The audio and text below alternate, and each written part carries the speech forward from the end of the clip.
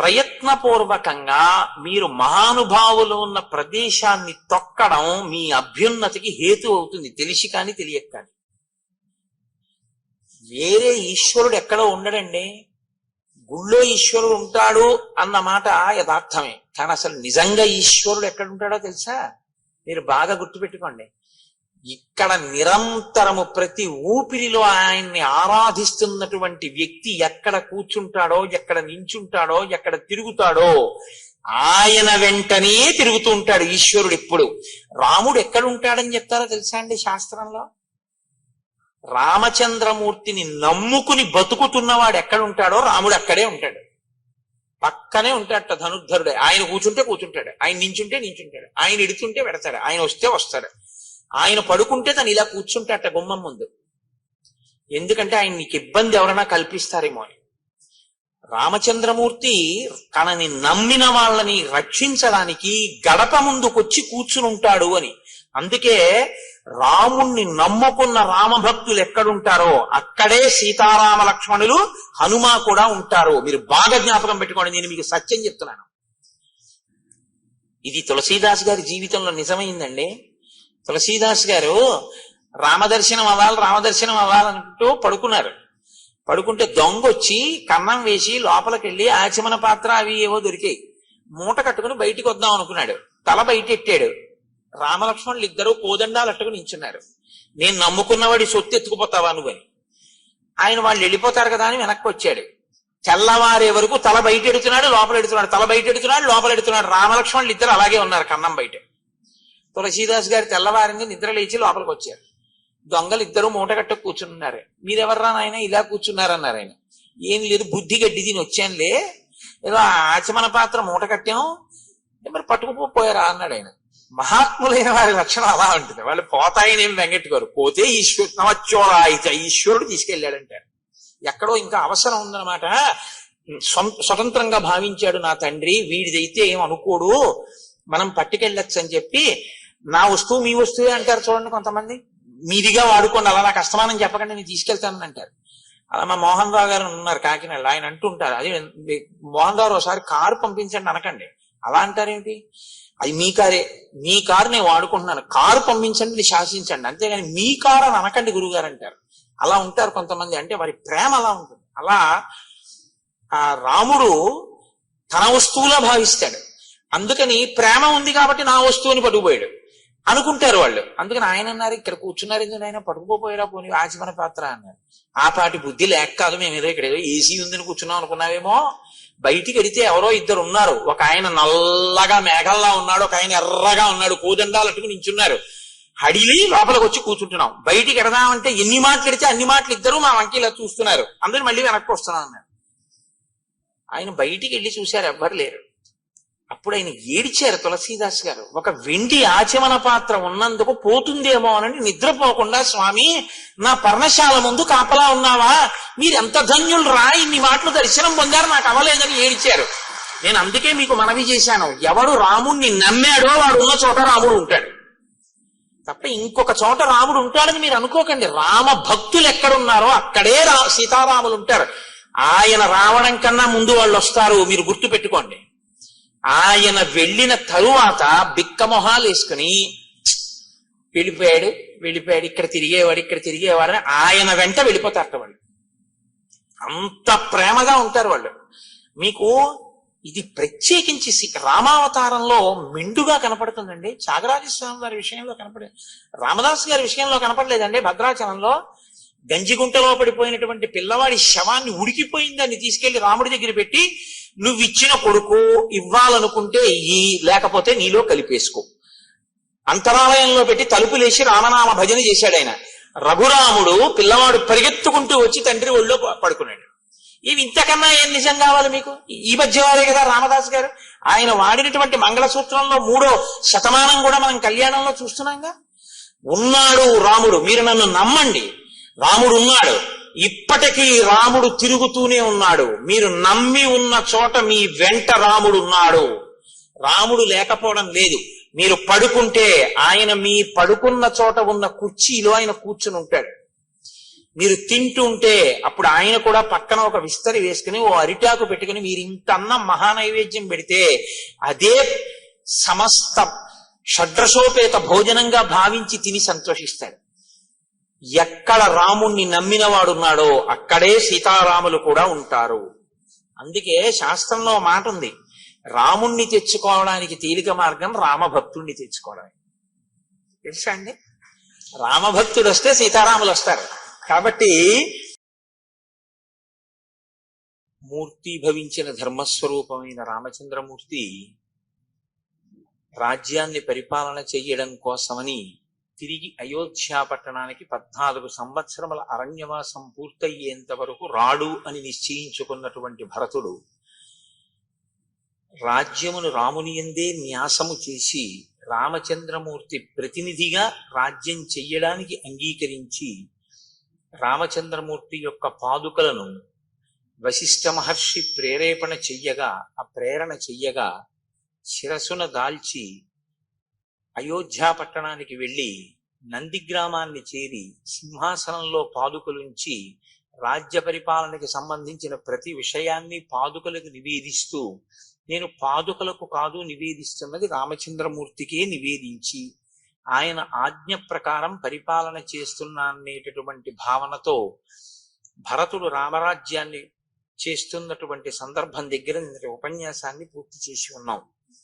మీరు కొంచెం జాగ్రత్తగా శ్రీరామాయణాన్ని గమనిస్తే రామాయణాన్ని శాసించేటటువంటి వ్యక్తులు వెనక నుంచి శాసించిన వారందరూ కూడా ఋషులే. యథార్థానికి రామచంద్రమూర్తి జననాన్ని శాసనం చేసినటువంటి వారు వశిష్ఠ ఋష్యశృంగాదులు.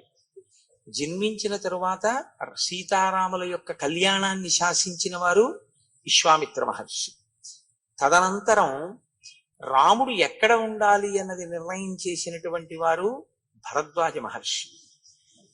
అసలు భరతుణ్ణి అక్కడికి పంపించచ్చా, భరతుని యొక్క శీల వైభవం ఎటువంటిది అన్నది లోకానికి ప్రకాశింపచేసినటువంటి వారు భరద్వాజ మహర్షి. ఆయన కదలికలన్నీ కూడా ఋషులతోటి ముడిపడి ఉంటాయి. ఎప్పుడూ కూడా జీవితం మహాత్ములతోటి ముడిపడి ఉండడం, వారికి విధేయుడై తాను ప్రవర్తించడం అభ్యున్నతికి హేతువుగా ఉంటుంది. మీరు మిగిలిన వాళ్ళు ఎంతమందితో కలిసి ఉండండి, అది ఒక ఎత్తు. కలిసి ఉండవద్దు అని మీరు సమాజంలో చెప్పలేరు. ఎందుచేతనంటే ఒక మనిషి సమాజంలో ఉన్నాడు అంటే మంచి చెడు రెండిటికి మధ్యన కూడా ఆయన ప్రతిరోజు స్పందించవలసినటువంటి అవసరం ఉంటుంది. నేను కేవలం మంచి వాళ్లతో ఉంటానన్నా కుదరదు, కేవలం చెడ్డ వాళ్లతో ఉండడము కుదరదు. ఎవరితో నువ్వున్నా నీలోని మంచిని నువ్వు నిలబెట్టుకుని నువ్వు లోకానికి ఉపకారం చేసేటటువంటి గుణములతో ప్రకాశించి నీ వలన ఇంకొకరికి ఇబ్బంది రాని పరిస్థితి ఉండాలి అంటే నీ లోపల కొంతమంది ఉండాలి. బయట నువ్వు ఎవరితో తిరిగి ఇబ్బంది లేదు, నీ లోపల మాత్రం ఉండాలి. నీ లోపల ఉండవలసినటువంటి వారు ఋషులు లేదా ఋషితుల్యులు. ఋషితుల్యమైనటువంటి జీవితాన్ని సమాజంలో కొంతమంది పెద్దలు గడుపుతారు. పైకి వారు కూడా మనలా సంసారంలో ఉన్నట్లుగానే ఉంటారు. అగస్త్యుడు సంసారంతో ఉన్నట్టు ఉంటాడు, భరద్వాజుడు సంసారంతో ఉన్నట్టు ఉంటాడు, అత్రి మహర్షి సంసారంతో ఉన్నట్టు ఉంటారు. కానీ వారే ఋషులు, వారే నిర్ణయం చేశారు రాముడి కదలికలు. మీరు కూడా అటువంటి ఋషిని మీ హృదయంలో ఉంచుకోవలసి ఉంటుంది. మీ యొక్క కదలికలు జీవితంలో ప్రస్థానమంతా కూడా ఆయన చేత నిర్ణయింపబడి ఉండాలి. యథార్థానికి గురువు గారి అనుగ్రహం పొందడం అన్న మాటకు అర్థం ఏమిటో తెలుసా అండి? ఇందుకు మీరు సిద్ధపడి ఉన్నారా అని గురువు చూస్తారు. మీరు ఆ స్థితిని పొందారు, గురువు గారి మాటని వేదవాక్కుగా మీరు భావన చేస్తున్నారు అన్ననాడు గురువు మీ జీవిత క్రమాన్ని నిర్ణయం చేస్తాడు. అందుకే మీరు కొంచెం జాగ్రత్తగా గమనించగలిగితే సన్యాసులందరూ గురువులు కారు, గురువులందరూ సన్యాసులు కారు. మీరు కొంచెం జాగ్రత్తగా చూడండి నేను అన్న మాటని. సన్యాసులందరూ గురువులు కావలసిన అవసరం లేదు. ఎందుకో తెలుసా అండి? సన్యాసి గురువైతే తనకి తాను బరువు. నేను ఎందుకు ఈ మాట అంటున్నానంటే సన్యాసి అన్న మాటకు అర్థం ఏమిటంటే సత్తు యందు న్యాసము చేశాడు ఆయన. ఆయనకి ఇంకా తను చెయ్యవలసిన పని అన్నది ఆయనకి ఏం లేదు. ఏమీ లేని వాడికి మళ్ళీ మీ గురించి యోగక్షేమాలు ఆయన విచారణ చేయడం మొదలెట్టాడు అనుకోండి, ఆయన మీ యోగక్షేమాలు విచారణ చేసి మీ అభ్యున్నతి గురించి ఆయన ప్రయత్నం చేయడం మొదలుపెట్టారు అనుకోండి, ఆయన మీకు ఆశీర్వచనాలు చేయడం, మీ ఇల్లు బాగుండాలని, మీ వ్యాపారాలు బాగుండాలని, మీ పిల్లల చదువులు బాగుండాలని, మీ పిల్లలకి పెళ్లిళ్ళు అవ్వాలని ఆయన ఆశీర్వచనాలు చేస్తూ కూర్చున్నారు అనుకోండి, అప్పుడు ఆయన సన్యాసిని ఏంది? కుదరదు. ఆయన లోకం వైపుకి కొంత దృష్టిని మరల్చవలసి వచ్చింది. అలా దృష్టి మరల్స్తే ఎంతవరకు మన అభ్యున్నతి కొరకు దృష్టి మరల్చారో అంతవరకు ఈశ్వరుడి వైపుకి తదేక దృష్టితో ఉండగలిగిన స్థితిని కోల్పోయాడా లేదా? కోల్పోయారు. అందుకే సన్యాసులు అందరూ గురువులు కావాలి అని శాస్త్రం చెప్పదు, కానీ కొంతమంది సన్యాసులు మాత్రం గురువులుగా ఉండాలి. ఎందుకు ఉండాలో తెలుసా? శంకరాచార్యులు వారు చేసిన నిర్ణయంలో ఉన్న అద్భుతం అది. ఎవరుండాలంటే గురువులుగా పీఠాధిపతులు గురువులుగా ఉండాలి. శంకర భగవత్పాదులు కొన్ని పీఠాలు పెట్టారు. ఆ పీఠాధిపతులు సన్యసించి గురువుగా ఉంటారు. ఆ గురువుగా ఉన్నవారు ఏం చేస్తారంటే సనాతన ధర్మమును నిలబెట్టడానికి సమాజాన్ని అటువైపుకి తిప్పే ప్రయత్నం చేస్తారు. మీరు గోశాలలు కట్టండి అంటారు, అక్కడ గోశాలకి నువ్వు విరాళం ఇయ్యి అంటారు. లేకపోతే ఫలానా చోట నువ్వు ఒక యజ్ఞం చెయ్యి అంటారు. చేశారు. మీకు కష్టం వచ్చింది, ఎవరికి చెప్తారు? మరి ఆయనకైనా చెప్తారు. ఇప్పుడు మరి మీ అభ్యున్నతికి ఆయన పాటుపడాలా వద్దా? ఆశీర్వచనం చేయాలా వద్దా? కాబట్టి సన్యాసి గురువుగా ఉండవలసిన ఆవశ్యకత ఎవరిదంటే ఒక్క పీఠాధిపతులదే. శంకర భగవత్పాదుల వంటి మహానుభావులు పెట్టినటువంటి పీఠాలకి ఆధిపత్యం వహించినటువంటి వారు సన్యాసమును గురుత్వమును రెండింటినీ రక్షించుకోగలిగినటువంటి దీక్షాదక్షులై ఉంటారు. అది మరింత కష్టమైనటువంటి ప్రక్రియ తప్ప సన్యాసి అంటే గురువు అవ్వాలనేం లేదు, గురువు అంటే సన్యాసి అవ్వాలనేం లేదు. మీరు బాగా గుర్తుపెట్టుకోండి. ఒక గురువు గారు సమాజంలో సంసారంతో ఉన్నాడు అనుకోండి, ఆయన గురువు గారిగా ఉండడానికి అనర్హుడని మీరేం తీర్పు చెప్పకూడదు. ఆయన ఉండడానికి అర్హుడే. ఏం అగస్త్యుడు లేడా లోపాముద్రతో? అత్రి లేరా అనసూయమ్మతో? ఏం వాళ్ళ గురుత్వానికి ఏమైనా లోటు వచ్చిందని మీరు అనుకుంటున్నారా? అలా ఏం ఉండదు. వారు సంసారమునందు ఉండి ఋషిగా జీవిస్తారు. ఒక ఋషి జీవనం ఎలా ఉంటుందో ఆయన జీవనము అలాగే ఉంటుంది. ఇలా ఉండగలిగినటువంటి ప్రజ్ఞ ఉన్న మహాపురుషులు ఉన్నారే, వారు గురువులుగా ఉంటారు. రామచంద్రమూర్తిని మీరు కొంచెం జాగ్రత్తగా గమనిస్తే ఆయన జీవితాన్ని శాసనం చేసిన వాళ్ళందరూ కూడా ఈ ఋషులే. అసలు రామాయణంలో ఎక్కడెక్కడికి వెడితే ఏ ప్రయోజనం నెరవేరుతుందో, ఎవరు ఎందుకు ఎక్కడికి వెళ్ళాలో, రాముడికి ఏవి ఇవ్వాలో, సీతమ్మకి ఏవి ఇవ్వాలో, లక్ష్మణుడికి ఏవి ఇవ్వాలో, అవి ఎప్పుడు పనికొస్తాయో, ఏవి చెప్పాలో అన్ని ఋషులు నిర్ణయం చేసి కూర్చున్నారు. ఎప్పుడు అవసరమో అప్పుడు రాముని యందు ఆ అనుగ్రహాన్ని ప్రకాశింపజేశారు. అవసరమైంది యుద్ధకాండలో ఆదిత్య హృదయాన్ని వెళ్లి ఉపదేశం చేశారు అగస్త్య మహర్షి. అవసరమైంది అగస్త్య మహర్షి ఆయనకి కావలసినటువంటి ఆయుధాల్ని ఇప్పించారు. అవసరమైంది భరద్వాజ మహర్షి చిత్రకూటంలో ఉండవలసిన అవసరాన్ని చెప్పారు. ఇలా మీరు కొంచెం జాగ్రత్తగా గమనిస్తే ఋషులతో రామునికి ఉండేటటువంటి అనుబంధం మీకు బాగా ద్యోతకమవుతుంది. నేను అందుకే మీతో తరచూ ప్రస్తావన చేస్తూ ఉంటాను. శ్రీరామాయణాన్ని జరిగిపోయిన కథ అని మీరు చూడకండి. రాముడు ఎవరితో అనుబంధం పెట్టుకుంటుంటాడు, ఎవరితో మాట్లాడుతుంటాడు. ఎవరు లేకపోతే రాముడు ఉండలేడు, ఎవరు లేకపోయినా రాముడు ఉండగలడు. మిమ్మల్ని చూడమని చెప్తా. మీరు చాలా జాగ్రత్తగా పరిశీలించాలి రామాయణాన్ని. దశరథుడు వెంటపడ్డాడు, నువ్వు లేకపోతే నేను ఉండలేనని. ఉన్నాడా అయోధ్యలో? నువ్వు లేకపోతే నేను ఉండలేనని కౌసల్య వెంటపడింది. ఉన్నాడా అయోధ్యలో? మరి ఎవరు లేకపోతే రాముడు నేను ఇక్కడ ఉండలేనని వెళ్ళిపోయే ఘట్టం ఏమైనా ఉంటుందా రామాయణంలో? ఎక్కడైనా వీళ్ళు లేరండి అందుకని నేను ఇక్కడ ఉండలేకపోతున్నానండి, నేను ఇక్కడి నుంచి వెళ్ళిపోతానండి అని రాముడు వెళ్ళిపోయినది ఏదైనా ఉందా? అలా వెళ్ళిపోతే రాముడు ఎప్పుడు, లక్ష్మణుడు రాముడిని ఎలా సేవిస్తాడో రాముడు కూడా ఎవరిని చూడకుండా ఉండలేడో వాళ్ళ దగ్గర ఉంటాడని గుర్తు. రాముడు ఎవరిని సేవిస్తున్నాడని మీరు రామాయణంలో పట్టుకుంటారో మీరు కూడా మీ జీవితంలో అలా సేవిస్తూ ఉండాలి. సేవించడం అంటే ఒక మాట గుర్తుపెట్టుకోండి, ఎప్పుడూ శారీరకంగా దగ్గర ఉండడం కాదు, గురువుని మీ మనసులో పెట్టుకోవడం, గురువాక్యాన్ని మీ మనసులో పెట్టుకుని ఉండడం. ఎప్పుడు ఏది చేసినా మనం త్రికరణ శుద్ధిగా గురువైభవానికి మనం దోహదం చేస్తున్నామా, ఆయన మాటని అనుష్ఠాన పర్యంతంలోకి తీసుకొస్తున్నామా, ఇది మీకు మీరు పరిశీలన చేసుకోవలసినటువంటి విషయం. దానికి ఎవ్వరు న్యాయమూర్తులు ఉండరు, ఉండే అవకాశం ఉండదు కూడా. ఒకవేళ అలా పరిశీలించి చూసి పట్టుకున్నా, పట్టుకోవాలనుకుంటే అది పెద్ద విశేషం ఏం కాదు, పట్టుకుంటారు పెద్దలు. పట్టుకున్నా వారు దాని మీద తీర్పు కూర్చోరు. ఎందుకు కూర్చోరో తెలుసా అండి? వాళ్ళ పుణ్యం పోతుంది, ఆయనకెందుకు? నువ్వు అలా ఉన్నావా లేదా నీ వంతు.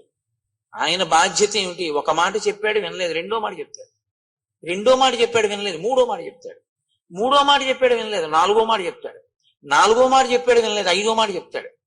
ఇన్ని మాటలు చెప్తున్నాడని ఆయన దూరంగా పోయాడు అనుకోండి, ఆయన కర్మ. మీరు ఇది బాగా పట్టుకోవాలండి జీవితంలో. రామాయణ కథ 5 నిమిషాల్లో చెప్పేస్తాను, ఇది పెద్ద విశేషం కాదు. రామాయణాంతర్గతమై మన జీవిత అభ్యున్నతికి పనికొచ్చే విషయాన్ని పట్టుకోవడంలో మాత్రం ఏమరపాటు చెందకండి. మీరు ఈ భూమి మీద కాదు, ఎక్కడో సముద్ర మధ్యంలో ఉన్నా కూడా గురువు గారి మనసులో ఉన్నారనుకోండి, అది నిజమైన శిష్యుడని గుర్తు. ఆయన శిష్యుడు. ఎందుచేత అంటే గురువు గారిని మనసులో పెట్టుకుని ఉన్నాడు, ఆయనకి పక్కన ఉండక్కర్లేదు. గురువు గారు ఆయనలో ఉంటారంతే, ఎప్పుడూ ఉంటారు. ఆయన ఎప్పుడు అంతేవాసిత్వంతో ఉంటాడు. అది చాలా మహోన్నతమైన స్థితి. రాముడు ఆ స్థితిని పొందాడు. అలా పొందకుండా తిరగడం గురువు గారితో జీవితం ఇంకొకలా ఉండకూడదు, అది దోషభూయిష్టం. దానివల్ల ఏమైనా ప్రయోజనం ఉంటుందని మీరు అనుకుంటారు, కానీ నేను మీకు ఒక సత్యం చెప్పవలసి వస్తే మీకు పాపమే సంక్రమిస్తుంది. ఎందుకో తెలుసా అండి? రుణపడిపోతారు మీరు గురువు గారికి. ఆయన చెప్తున్నది ఒకటి, ఆయన ధార్మిక దృష్టి ఒకటి, మీ అనుష్ఠానంలో అది లేదు. అప్పుడు ఏమవుతుందంటే గురువాక్య ధిక్కార దోషం మీకు పడుతుంది. మీరు జాగ్రత్తగా ఆలోచించండి, అవునా కాదా? కాబట్టి గురుభక్తి అన్న మాటకు అర్థం ఏంటంటే గురువు గారు మీకేం చెప్పారో దాన్ని మీరు అనుష్ఠిస్తున్నారా లేదా, దీనికి మీకు మీరు సాక్షిగా కూర్చోవలసి ఉంటుంది. శ్రీరామాయణం ఇది ఒక అద్భుతమైనటువంటి స్థితిలోకి తిప్పుతుంది. అయోధ్యకాండలో చిట్ట చివర తిప్పినటువంటి మలుపు అనన్య సామాన్యమైన మలుపు. ఇప్పటి వరకు తపోనిష్టాగరిష్ఠులైనటువంటి ఋషులను దర్శింపచేస్తారు మహర్షి. ఇవాళ శ్రీరామాయణ కావ్యంలోనే ఒక పెద్ద మెరుపు, అంత పెద్ద ఆకాశంలో ఒక తటిల్లత అంటే ఒక మెరుపు మెరిస్తే ఆ మెరుపుతో కూడినటువంటి నల్లమబ్బు ఎంత అందంగా ఉంటుందో. నల్లమబ్బు అందంగా ఉంటుందా అని మీరు నన్ను అడిగారు అనుకోండి, నల్లమబ్బు అందంగా ఉంటుంది. దేనివల్ల అందంగా ఉంటుందో తెలుసా అండి? గుణము చేత అందంగా ఉంటుంది. నల్లమబ్బు నల్లమబ్బుగా అందం కాదు. నల్లమబ్బు యొక్క అందం ఏమిటంటే దాని చల్లతనం నీరు పట్టుకొచ్చి మీ మీద వర్షించేటటువంటి దాని లక్షణం, అది దాని అందం. ఇది ఆంతరమైన అందం మబ్బుది. ఆంతరమైన అందమున్న మబ్బు బాహ్యమునందు కూడా శోభిల్లుతుంది. ఎప్పుడు? ఒక సౌదామిని అంటే ఒక మెరుపు తీగ నల్లమబ్బులో ఇలా ఏర్పడింది అనుకోండి, తలుక్కున ఒక్కసారి కనపడింది అనుకోండి, ఇప్పుడు నల్లమబ్బు అందంగా ఉంటుంది. నల్లమబ్బులో ఈ కంటికి కనపడని అందాన్ని అందంగా కనపడేటట్టు చేసింది ఎవరో తెలుసా అండి? మెరుపు తీగ. అందుకే మంత్రపుష్పం చెప్తే ఓ మాట చెప్తారు చివర, నీలతో యద మధ్యస్థ విద్యుల్లేకే భువాస్వరా అని. అదే కారణం. ఆ నల్ల మబ్బు మీద మెరిసినటువంటి మెరుపు తీగతో కూడిన మబ్బు ఎలా ఉంటుందో భగవంతుని యొక్క గుణములను అనుభవించి అమ్మవారి అనుగ్రహంతో దాని యొక్క వైభవాన్ని నువ్వు గుర్తు పెట్టుకుని లోపల సాకారముగా నిలబెట్టుకోగలిగినటువంటి స్థితిని పొందకపోతే నీవు తరించడానికి మార్గం ఏమైనా ఉందని అనుకుంటున్నావా? నువ్వు ఇప్పటిదాకా వేసిన పూలు, నువ్వు ఇప్పటిదాకా చేసిన పూజ ఇవి కాదు నిజానికి నువ్వు తరించడానికి మార్గం. నాణ్య పంధాయనాయ విద్యతే, తెలుసుకో బాగా. నాణ్య పంధ, ఇంకొక మార్గం లేదు, ఇదొక్కటే మార్గం. ఏదొక్కటే మార్గం? ఇక్కడే ఈశ్వరుడు ఉన్నాడు అని నువ్వు తెలుసుకోవడం ఒక్కటే నీకు మార్గం.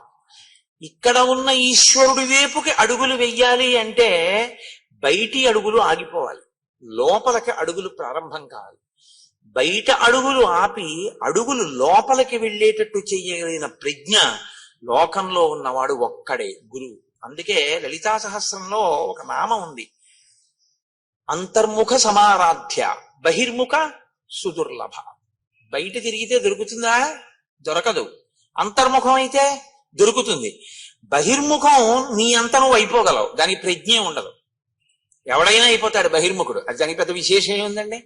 అంతర్ముఖుడివిక ఇంద్రియాలు పని చేస్తున్న చెయ్యని స్థితిలోకి తీసుకెళ్ళి చూస్తాను. నువ్వు ఇలా కళ్ళు మూసుకు కూర్చుంటే కాలింగ్ బెల్ కొడితే నీకు వినపడకూడదు, ఉండగలవా? అప్పుడు నీ చెవిలోని వినికిడి శక్తి ఏమవ్వాలి? నిద్రలో ఎలా వెళ్ళిపోతుందో అలా వెళ్ళిపోవాలి. ఎక్కడికి వెళ్ళిపోవాలి? మనసు తీసేసుకోవాలి. ఇప్పుడు తీసుకున్న మనసు ఏం చేయాలి? ఈశ్వర పాదముల దగ్గరికి వెళ్ళిపోవాలి. వెళ్ళిపోతే చూడగలిగిన శక్తిని వెనక్కి తీసుకున్న మనసు దేన్ని చూడాలి? ఈ శక్తితో ఇంకోటి చూడాలి. ఏది చూడాలి? నీలతో యద మధ్యస్థ విద్యుల్లేకే వాస్వర. మెరుపు తీకతో కూడిన నల్లమబ్బు తళుక్కునొక్కసారి మెరుస్తుంది. చాలాసేపు చూడాలని ఉంటుంది, కానీ మీకు చూడటం కుదరదు. అలా మెరుపు తీగ గంట సేపు ఏముండదు, ఒక్కసారి మెరుస్తుంది. గురువాక్య శ్రవణము చేత మీయందు కలిగినటువంటి నిరతిశయమైన భక్తి చేత మీ లోపల మెరిసినటువంటి ఈశ్వర స్వరూపాన్ని ధ్యానమునందు తదేకంగా పట్టుకోవడానికి మీకు గురువాక్యం ఉపకరిస్తుంది, అంతర్ముఖం అవడానికి పనికొస్తుంది. యథార్థానికి ఈ వెనక్కి అడుగులు ఎవరు వేశాడో వాడే తరిస్తున్నాడు. ముందుకి అడుగులు ఎవరు వేస్తున్నాడో అంటే బాహ్యంలో ఎంత పెరుగుతున్నా అది పెరుగుదల కాదు. మీరు జ్ఞాపకం పెట్టుకోండి. అది ఏమిటో తెలుసా అండి? యథార్థంగా చెప్పాలంటే, నేను పరమ సత్యాన్ని మాట్లాడాలి అంటే, మీ పుణ్య క్షయము దాని పేరు. మీ పుణ్యము క్షయమైపోతోందని గుర్తు. పుణ్యం చేస్తున్నారు, క్షయం అయిపోతోంది. బాహ్యంలో పెరుగుదల కనపడుతూ ఉంటుంది. అది ఉపకరిస్తుందా అని మీరు నన్ను అడిగారనుకోండి, ఈ శరీరంతో ఉన్నంత కాలం పనికొస్తుంది. వచ్చే జన్మలో కూడా ఓ శరీరం పుచ్చుకుంటే సుఖాన్ని ఇస్తుంది. కానీ అసలు ఈ సుఖము దుఃఖము కాదు, నేను ఈశ్వరుణ్ణే చేరాలన్నారు అనుకోండి, ఈ బయట అడుగులు కాదు, లోపలికి అడుగులు కావాలి. లోపలికి అడుగులు కావాలి అంటే ప్రయత్నపూర్వకంగా మీరు బయటి అడుగులు ఆపేయవలసి ఉంటుంది. అనవసరంగా ఎవ్వరితోటి సంఘాన్ని ఆప్ చేయాలి. ఆప్ చేసి అంతర్ముఖత్వాన్ని నేర్చుకోవాలి. బాగా ధ్యానం చేసి లోపలికి వెళ్ళి పట్టుకోవాలి. రామచంద్రమూర్తి యొక్క అనుగ్రహం అంతా అంతే. అది రామాయణ కాలంలో బాగా ప్రకాశిస్తుంది. శ్రీరామాయణ శ్రవణం చేసేటప్పుడు, శ్రీరామాయణ పఠనం చేసేటప్పుడు రామానుగ్రహంతో మీకు ఆ శక్తి పరిఢవిల్లుతుంది, తొందరగా ధ్యానం కుదురుతుంది. అందుకని మీరు ఆ కోణంలో రామాయణాన్ని పరిశీలనం చెయ్యండి. ఆ మెరుపు తీగ ఎలా ఉంటుందో ఇవాళ శ్రీరామాయణంలో అటువంటి మెరుపు తీగ ఒకరు వస్తారు. ఆ మెరుపు తీగ ఎవరో, పురుషులు తపస్సు చేయడం, ఋషులు కావడం, భరద్వాజుని వంటి వారు దేవతల్ని కూడా పిలిచి పని చేయించుకోవడం మనం చూసాం. ఒక స్త్రీ ఎంత స్థితికి ఎదిగిందో, త్రిమూర్తుల్ని తన బిడ్డలుగా ఎలా చేయగలిగిందో ఇవాళ మీరు చూస్తారు.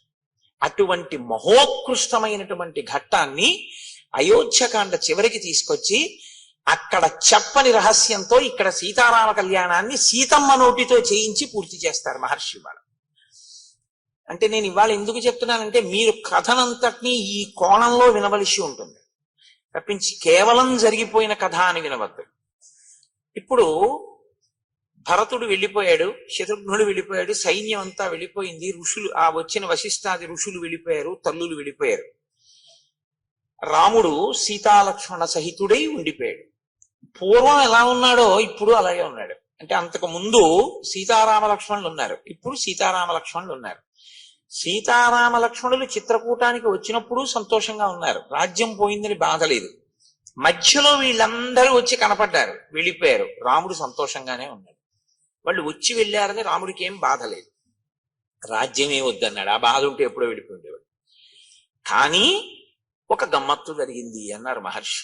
ఏం జరిగింది అంటే, ఆ చిత్రకూట పర్వతం మీద ఉండేటటువంటి ఋషులు రాముణ్ణి చూసినప్పుడల్లా నోటితో మాట్లాడుకోవడం మానేసి 15 మంది 20 మంది అలా గుంపులు గుంపుల కింద చేరి ఇలా కళ్ళతోటే చూపించేవారట. ఇలా చూపించి అని ఏదో మాట్లాడుకునేవారు.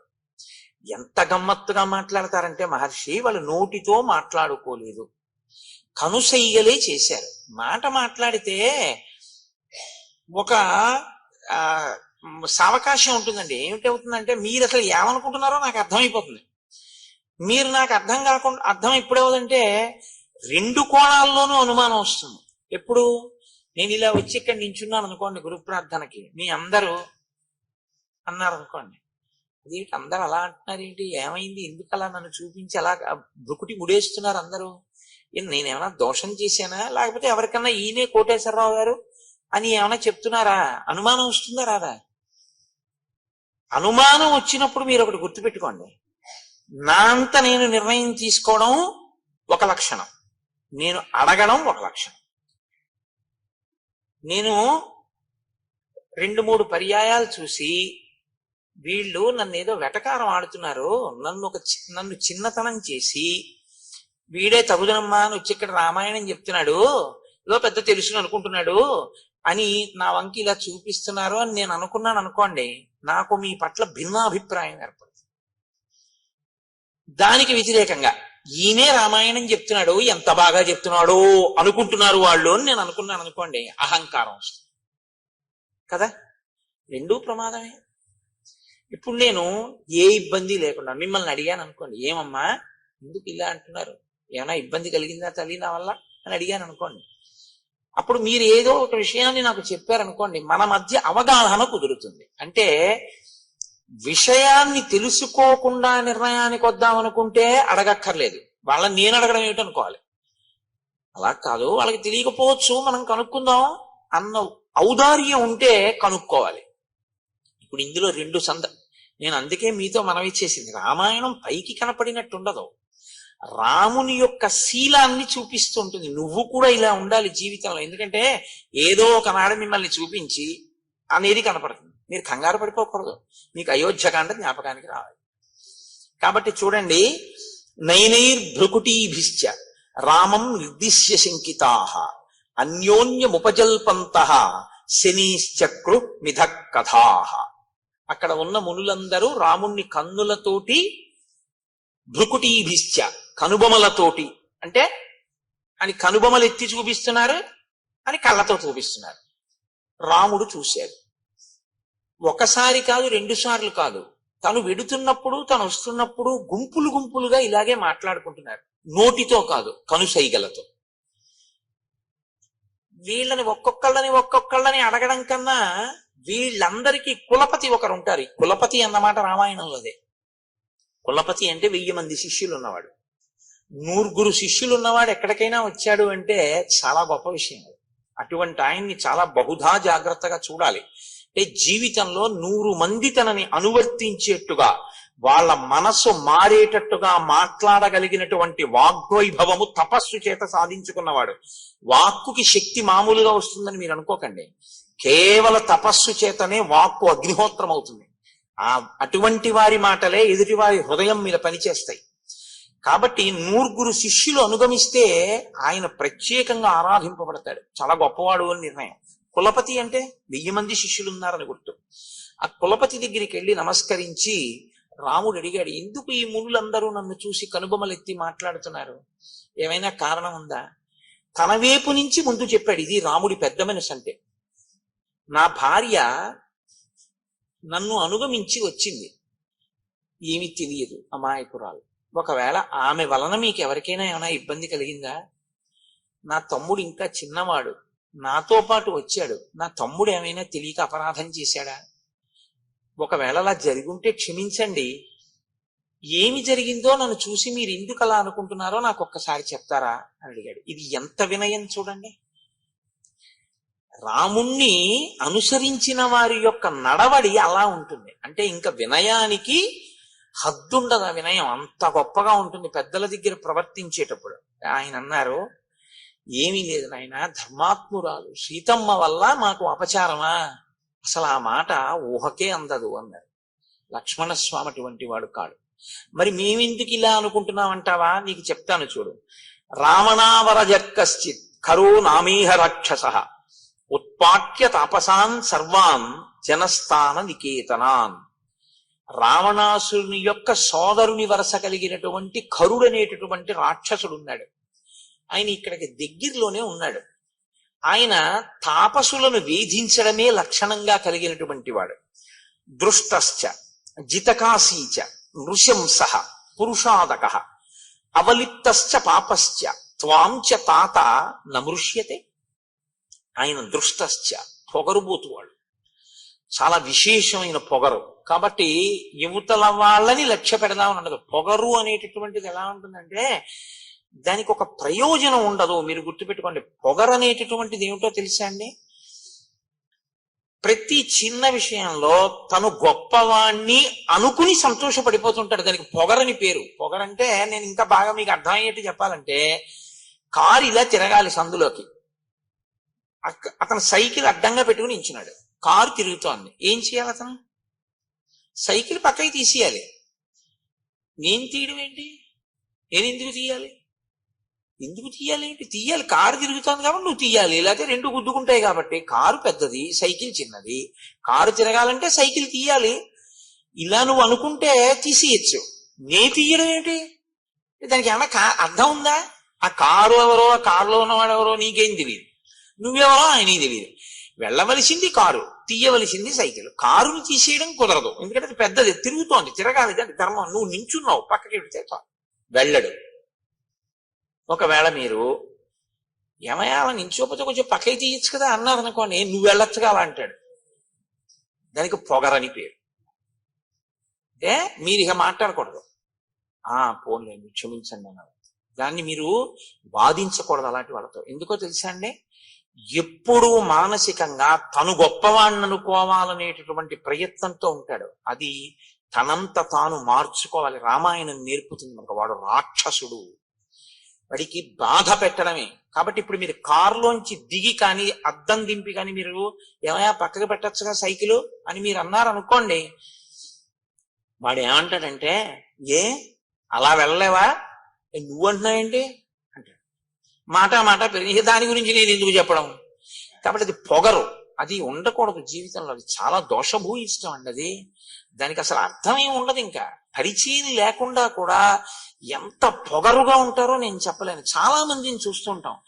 అది దిద్దబడాలి. నేను అందుకే చెప్తుంటాను, రామాయణం పెద్దలతో పాటు పిల్లలు కూడా వినాలి. అవగుణములు పోతాయి, వాళ్ళు సంతోషంగా ఉంటారు, సమాజం సంతోషంగా ఉంటుంది. ముని ఎలా చెప్తున్నారో చూడండి. మునికి దోషం పట్టుకునే లక్షణం ఉండదు, కానీ అవతల వాడి గురించి ఒక నిష్పాక్షికమైన మాట. దృష్టశ్చ జితకాశీంచ. వాడికి పని ఏమిటంటే పొగర ఎక్కడుందో అక్కడ నిష్కారణ యుద్ధాన్నది ఆహ్వానిస్తుంది. దానికి ఏం కారణం లేకుండా వాడు గొడవకు వస్తాడు. గొడవకొచ్చేది వాడు ఎందుకంటే ఎప్పుడు వాడు గెలవాలని. కాబట్టి మీరు ఏ మాట అంటే చిన్నబుచ్చుకుని మనకెందుకు వీడితో వెళ్ళిపోతారో అలా వాడు మెట్లు ఎక్కేస్తాడు. మీరు అలా ఎక్కలేరు కాబట్టి చిన్నబుచ్చుకుని వెళ్ళిపోతారు. అదే వాడి గెలుపు. ఎన్ని మాటలు గెలిచాడో అన్ని మాటలు ఉండకూడని రీతిలో ప్రవర్తిస్తూ ఉంటాడు. జితకాశీచ నృశంస. క్రూరుడు. క్రూరుడంటే అవతల వారి బాధ తనకి సంతోష హేతువుగా బతికేటటువంటి వాడు. పురుషాదక. మనుష్యుల్ని తింటూ ఉంటాడు, వాడికి అదొక లక్షణం. అవలిప్తశ్చ. విపరీతమైనటువంటి గర్వం. ఇవన్నీ మనసులో పెట్టుకుని నా అంతవాణ్ణి నేను అనుకుంటూ ఉంటాడు ఎప్పుడు. పాపశ్చ. పాపశ్చ అంటే వాడు ఈశ్వరుడి వైపుకి అడుగులు వెయ్యకుండా వీడు చేసిన ఈ పనులే వాడికి ప్రతిబంధకంగా వస్తాయి. ఇది ఎక్కువైతే ఏమవుతుందో తెలుసా అండి? రామాయణంలో మీరు అది పట్టుకోవాలి. పాపం పెరుగుతూ ఉంటే మీరు భగవంతుడి వైపుకి వెళ్ళి మనసు మార్చుకున్నారా, పాపం తరిగి ఈశ్వరుడి వైపుకి వెడతారు. మీరు ఈశ్వరుడి వైపు అడుగులు వేయకుండా పాపాన్ని పెంచుకున్నారా, ఈశ్వరుడి చేతిలో నిహతులవుతారు. అప్పుడు ఏం చేయాలంటే ఈశ్వరుడికి ఇంకొక మార్గం ఉండదు, కాబట్టి పడగొట్టేస్తాడు ఆయన. వీడు మారట్లేదు, నేనేం చేయను, ఇంక ఈ ఉపాధి ఇచ్చినందుకు చేస్తున్నాడు ఈ అల్లరి, కాబట్టి ఉపాధి తీసేయాలి. ఇప్పుడు మీరు పిల్లాడిని ఆడుకోరా అని చెప్పి ఏదో చిన్న ధనస్సు, ప్లాస్టిక్ ధనస్సు ఇచ్చారండి. వాడు అది పెట్టి అందరినీ కొడుతున్నాడు.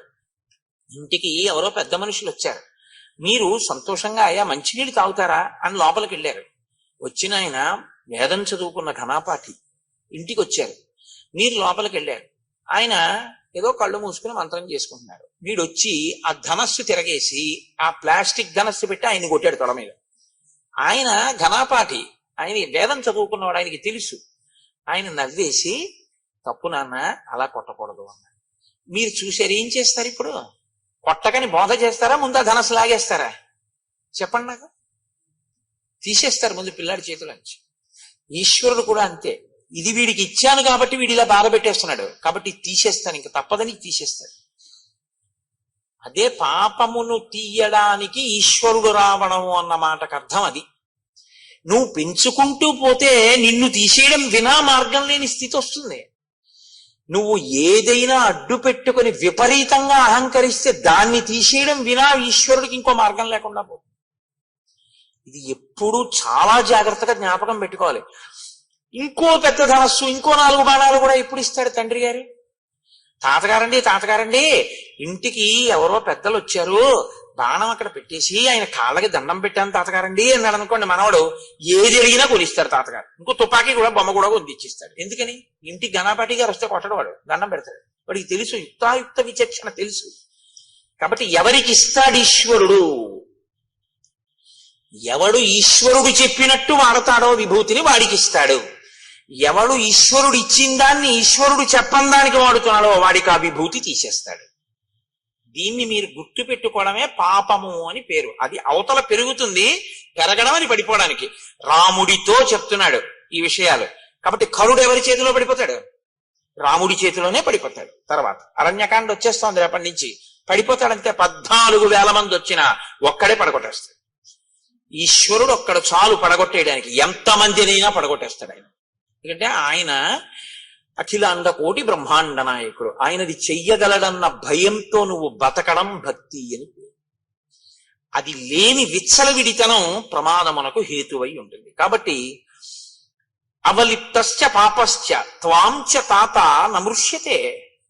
నాయనా, ఈ కారణం చేత మేము ఇక్కడ ఉండకుండా బయలుదేరాలి అనుకుంటున్నాం. తర్వాత అతను నీ ఉనికిని సహించలేకపోతున్నాడు.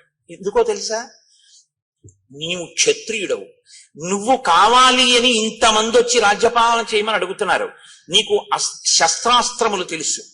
నువ్వు చేతిలో ఒక గొప్ప కోదండాన్ని, అక్షయబాణ తూణీరాల్ని, కవచాన్ని కట్టుకు తిరుగుతున్నావు. నీవు అతనితో యుద్ధం చేస్తావేమో, మాతో కలిసి ఉంటున్నావు కాబట్టి మమ్మల్ని రక్షించి అతన్ని పడగొడతావేమో అని వాడు భయపడుతున్నాడు. ఆ భయపడడం వల్ల ఏం చేస్తున్నాడో తెలుసా? తం యదా ప్రభృతి హ్యస్మిన్ ఆశ్రమే తాతవర్తసే తదా ప్రభృతి రక్షాంసి విప్ర కుర్వంతి తాపసాన్. నీవు ఇక్కడికొచ్చి మేము నీతో అన్యోన్యంగా ఉండి నువ్వు మాతో అన్యోన్యంగా ఉంటే రేపు మనిద్దరికీ శత్రువు అతను కాబట్టి మమ్మల్ని రక్షించడానికి నువ్వు తనని వేధిస్తావని అనవసరంగా మమ్మల్ని ఎక్కువగా వేధిస్తున్నాడు. ఇప్పుడు విచిత్రమైనటువంటి వికృతమైన రూపాలు చూపిస్తున్నాడు. మేము భయపడిపోతున్నాం. హోమం చేసుకుందాం అక్కడ సృక్కులు స్రవాలు పెట్టుకుంటే విసిరేస్తున్నాడు. నెయ్యి పెట్టుకుంటే వంపేస్తున్నాడు. అగ్నిహోత్రాన్ని వేలిస్తే ఆర్పేస్తున్నాడు. తాపసులు అలా వెళ్ళిపోతుంటే పట్టి చంపేసి తినేస్తున్నాడు. పూర్వం వీళ్ళు మన్నేం చేస్తారని ఊరుకునేవాడు. ఇప్పుడు మా యందు క్రోధం అతిశయించింది. దీనికి కారణం నువ్వు ఇక్కడికి రావడమే. అందున ఇప్పుడు నీ వాళ్ళందరూ వచ్చారు కాబట్టి ఇప్పుడు ఉంటాడా? అసలు ఊరుకోడు. మమ్మల్ని అందరినీ ఇలా వరుసగా చంపేస్తున్నాడు. అందుకే నువ్వు ఇక్కడుండు, మేము ఇంకో చోటికి వెళ్ళిపోతాం. నువ్వు వెళ్ళు, నువ్వు వచ్చాక మాకు ఇబ్బందులు వస్తున్నాయని మేము అనం. ఎందుకో తెలుసా? ఇది మర్యాద అన్నమాట. మనమైతే కోర్టులో కేసులన్నీ ఏమిటంటే ఇది నాది, ముందు నేను వచ్చాననే గొడవలు. మునుల గొప్పతనం ఏంటంటే నువ్వు వచ్చో ఉండు, మేము వెళ్ళిపోతాం. ఇతరుల ప్రశాంతత కోరుకుంటారు తప్ప తమ అధికారాన్ని వాళ్ళు కోరుకోరు. వాళ్ళని మునులు అంటారు. మౌనంగా ఉండి ఎప్పుడూ ఈశ్వర విషయాన్ని మననం చేస్తారు కాబట్టి వాళ్ళకి ముని అని పేరు. కాబట్టి మేము వెళ్ళిపోతాం నాయన ఇక్కడి నుంచి అని అన్నారు. ఆయన ఇంటికి వాళ్ళందరూ వేరే చోట కందమూలాలు దొరుకుతాయి, అక్కడికి మేము వెళ్ళిపోతాము అని చెప్పి వెళ్ళిపోయారు. కానీ రాముడుట వాళ్ళు వెళ్ళిపోతే ఉండలేకపోయాట. ఇది మీరు పట్టుకోవాలి. మిగిలినవి ఏమి పోయినా ఉంటాడు, ఋషులు లేకపోతే ఉండలేకపోయాట. ఎందుకు అంటేట తనన్నా వాళ్ళ ఆశ్రమానికి వెళ్ళి కూర్చునేవాట, వాళ్ళన్నా రాముడి దగ్గరికి వచ్చేవాట. ఎందుకండి? ఏముంటుంది వాళ్ళకి? వాళ్ళ దగ్గరికి వెళ్ళి మంచి విషయాలు అడిగి తెలుసుకునేవాడు. లేదా వాళ్ళందరినీ పిలిచి కూర్చోబెట్టి కందమూలాలు పెట్టి వాళ్ళందరినీ 4 మంత్రాలు చదవమని 4 మంచి మాటలు వాళ్ళ దగ్గర వినేవాడు. అటువంటి వాళ్ళు దగ్గరుండి వాళ్ళ మంచి మాటలు వినకపోతే నేను ఒక్కడిని ఏదో 14 ఏళ్ళు పూర్తి చేసేయడానికి అడవిలో ఉన్నానంటే అడవిలో ఉన్నానంటానికే. అటువంటి మహాత్ముల సంగము చేత నా బుద్ధిని నేను బాగా పదును పెట్టుకోవాలి. అందుకని వాళ్ళు లేకుండా నేనుంటే ప్రయోజనమే ఉంటుంది. ఎవరుండకూడదో వాడు ఉన్నాడు, వాడికి నాకు యుద్ధం తప్పి ఇక్కడ ఉండడం వల్ల ప్రయోజనం ఏమిటి? కాబట్టి నేను కూడా వేరొక చోటుకి వెళ్ళిపోతాను. ఈ నిర్ణయం తీసుకున్నట్ట. కాబట్టి బాగా జ్ఞాపకం పెట్టుకోండి, జీవితంలో మీకు అనుబంధం అన్నది ఎప్పుడు ఎవరితో ఉండాలి? మానసికంగా ఇలా సిద్ధపడి ఉండాలి. ఎప్పుడు ఋషులతోటి సంగముతో ఉండాలి మనిషి. ఋషులతోటి సంగం అంటే ఎవడు వేదాన్ని నమ్మాడో, శాస్త్రాన్ని నమ్మాడో, ఎవడు నిజంగా ఈశ్వరుణ్ణి చేరుకునేటటువంటి ప్రయత్నంలో జీవనాన్ని చేస్తున్నాడో అటువంటి వాడితోటి సంగము నీ జీవితాన్ని కూడా ఉద్ధరిస్తుంది. తప్ప ఆయన్ని వదిలేసి మిగిలినవన్నీ మీరు పక్కనెట్టుకున్నా ఉపయోగం ఉండదు. మిగిలినవన్నీ వదిలేసి ఆయన్ని పట్టుకుంటే మీరు వద్దన్నా కూడా మీకు మళ్ళీ వచ్చేస్తాయి. ఎందుకంటే మార్గం అది గొప్పది కాబట్టి అది తీసుకొస్తుంది. ఇవన్నీ పట్టుకుంటే అది దూరం చేసుకుంటే ఉంటాయని నమ్మకం ఏం లేదు. నువ్వు పట్టుకున్నా ఉంటాయని నమ్మకం లేదు. దశరథుడు పట్టాభిషేకం చేస్తానంటే అయింది ఏంటి? అవదు. కాబట్టి రామాయణం చిట్ట చివరిలో తీర్పు చెప్తోంది రాముడి కదలికలో. మీతో అన్నాను కదా, ఆయనం అంటే కదలిక, రామాయణం అంటే రాముడి కదలిక. రాముడి కదలికలు ఎలా ఉంటాయో మీరు పరిశీలనం చేయడం రామాయణం చదువుకోవడం తప్ప. రామాయణం చదువుకోవడం అంటే ఇటుపక్క శ్లోకాలు ఇటుపక్క తాత్పర్యాలు చదివేసుకోవడం కాదు. ధ్యాననిష్టతో రామాయణాన్ని పరిశీలనం చేయడం, బాగా గమనించడం, ఏ శ్లోకంలో ఏ మాట ఎలా ఉంది, ఆ మాట మన జీవితంలో మనం ఎలా అన్వయం చేసుకుని దిద్దుకోవలసి ఉంటుంది అన్నది మీరు పట్టుకుంటే రామాయణం మిమ్మల్ని చెక్కుతుంది. పట్టుకోకుండా రామాయణాన్ని రామాయణంగా ఓసారి ఇటు శ్లోకాలు ఇటు ఇది చదవడం అనేటటువంటిది ఎలా ఉంటుందో తెలుసా అండి? ఏదో నోటికి అలవాటు పడిపోయి ఏదో తిప్పేస్తుంటే ఎలా ఉంటుందో అలా ఉంటుంది. దానికి ఏమీ అర్థం ఏమి ఉండదు, ప్రయోజనం ఉండదా అంటే ఉంటుంది. కానీ అది నీ మనస్సు మీద ప్రభావం చూపిస్తుందా అంటే నేను ఆ హామీ ఇవ్వడం చాలా కష్టం, అలా చెప్పడం కుదరదు. అలా చదవగా ఏమైనా మరి అలా చూసే అదృష్టం ఏమైనా రామచంద్రమూర్తి కల్పిస్తారేమో అని నేను అనవలసి ఉంటుంది అంతే. కాబట్టి ఇప్పుడు రాముడు సీతాలక్ష్మణ సహితుడై, ఇక్కడ ఋషులు లేరు కాబట్టి ఇక్కడ మనం ఎందుకు అనవసరం ఉండడం, కాబట్టి మనం వేరొక చోటుకి వెళ్ళిపోతాం. ఆ ఋషులు అన్నారు నువ్వు కూడా మాతో వస్తే వచ్చేసే అన్నారు. కానీ ఇప్పుడు ఆ ఋషులతో రాముడు ఎడితే అదే ఇబ్బంది వస్తుంది మళ్ళీ. రాముడు అన్నాడు మీకు ఎందుకు, నేను మిమ్మల్ని రక్షిస్తానన్నాడు. వాళ్ళు అన్నారు ఎందుకులే ఆ ఇబ్బంది అన్నాడు. రక్షించడం అంటే ఏమిటండి? వాళ్ళతో యుద్ధం. వాళ్ళతో యుద్ధం చేసిన తరువాత జయాపజయములు విధి నిర్ణీతములు. అంత గొప్ప రామరాయలు ఆ తుంగభద్రా నదీ తీరంలో వెళ్ళినటువంటి ఎడ్ల బళ్ళగా ఓడిపోయాడు. ఏం చెప్తాం? ఎంత సైన్యం రామరాయలు వారిది విజయనగరంలో. అంత సైన్యం ఉన్న రామరాయలు ఇటు పక్కన ఉంటే నదికి, రాత్రికి రాత్రి అటు పక్క చాలా తక్కువ సైన్యం ఉన్నటువంటి సుల్తాన్లు, రామరాయల సైన్యం వెళ్ళిపోయింది. తెలతెలవారుతుండగా వాళ్ళు ఇక్కడే దాటి వచ్చి ఫిరంగుల్లో నీళ్లు పోసి రామరాయల భద్రగజం మీద పడి భద్రగజానికి నల్లమందు కలిపి పెట్టేశారు. అది రామరాయలనే కిందకి లాగేసింది. విజయనగర పతనం అయిపోయిందంతే. 6 నెలలు దోచుకున్నారు విజయనగరాన్ని. 6 నెలలు పట్టింది దోచుకోవడానికి. అంటే అంత ఐశ్వర్యవంతమైన రాజ్యం. ఇప్పటికీ హంపి విజయనగరానికి వెళ్ళి బద్దలైపోయినటువంటి విగ్రహాల వంక చూస్తే ఒక్కొక్క విగ్రహం చెక్కడానికి గణపతి దేవాలయం ఉంటుంది, నరసింహమూర్తి దేవాలయం, కనుల నీరు చెమరుస్తుంది. ఎంత గొప్ప నిర్మాణం రా ఇవన్నీ అని. అంతంత అద్భుతమైనటువంటి నిర్మాణాలు. ఎవరికి తెలుసు యుద్ధంలో జయాపజయములు ఎటుంటాయో? జయాపజయములు విధి నిర్ణీతములు. కాబట్టి మనం ఇప్పుడు సరే అయితే నువ్వు యుద్ధం చేయవాడు చచ్చిపోతారు, మనం కలిసి ఉందామని మనకెందుకు? మనం సర్వభూత హితేరత, అన్ని భూతముల యొక్క ప్రేమ కోరుకున్నాను. నువ్వు మాతో వస్తావా?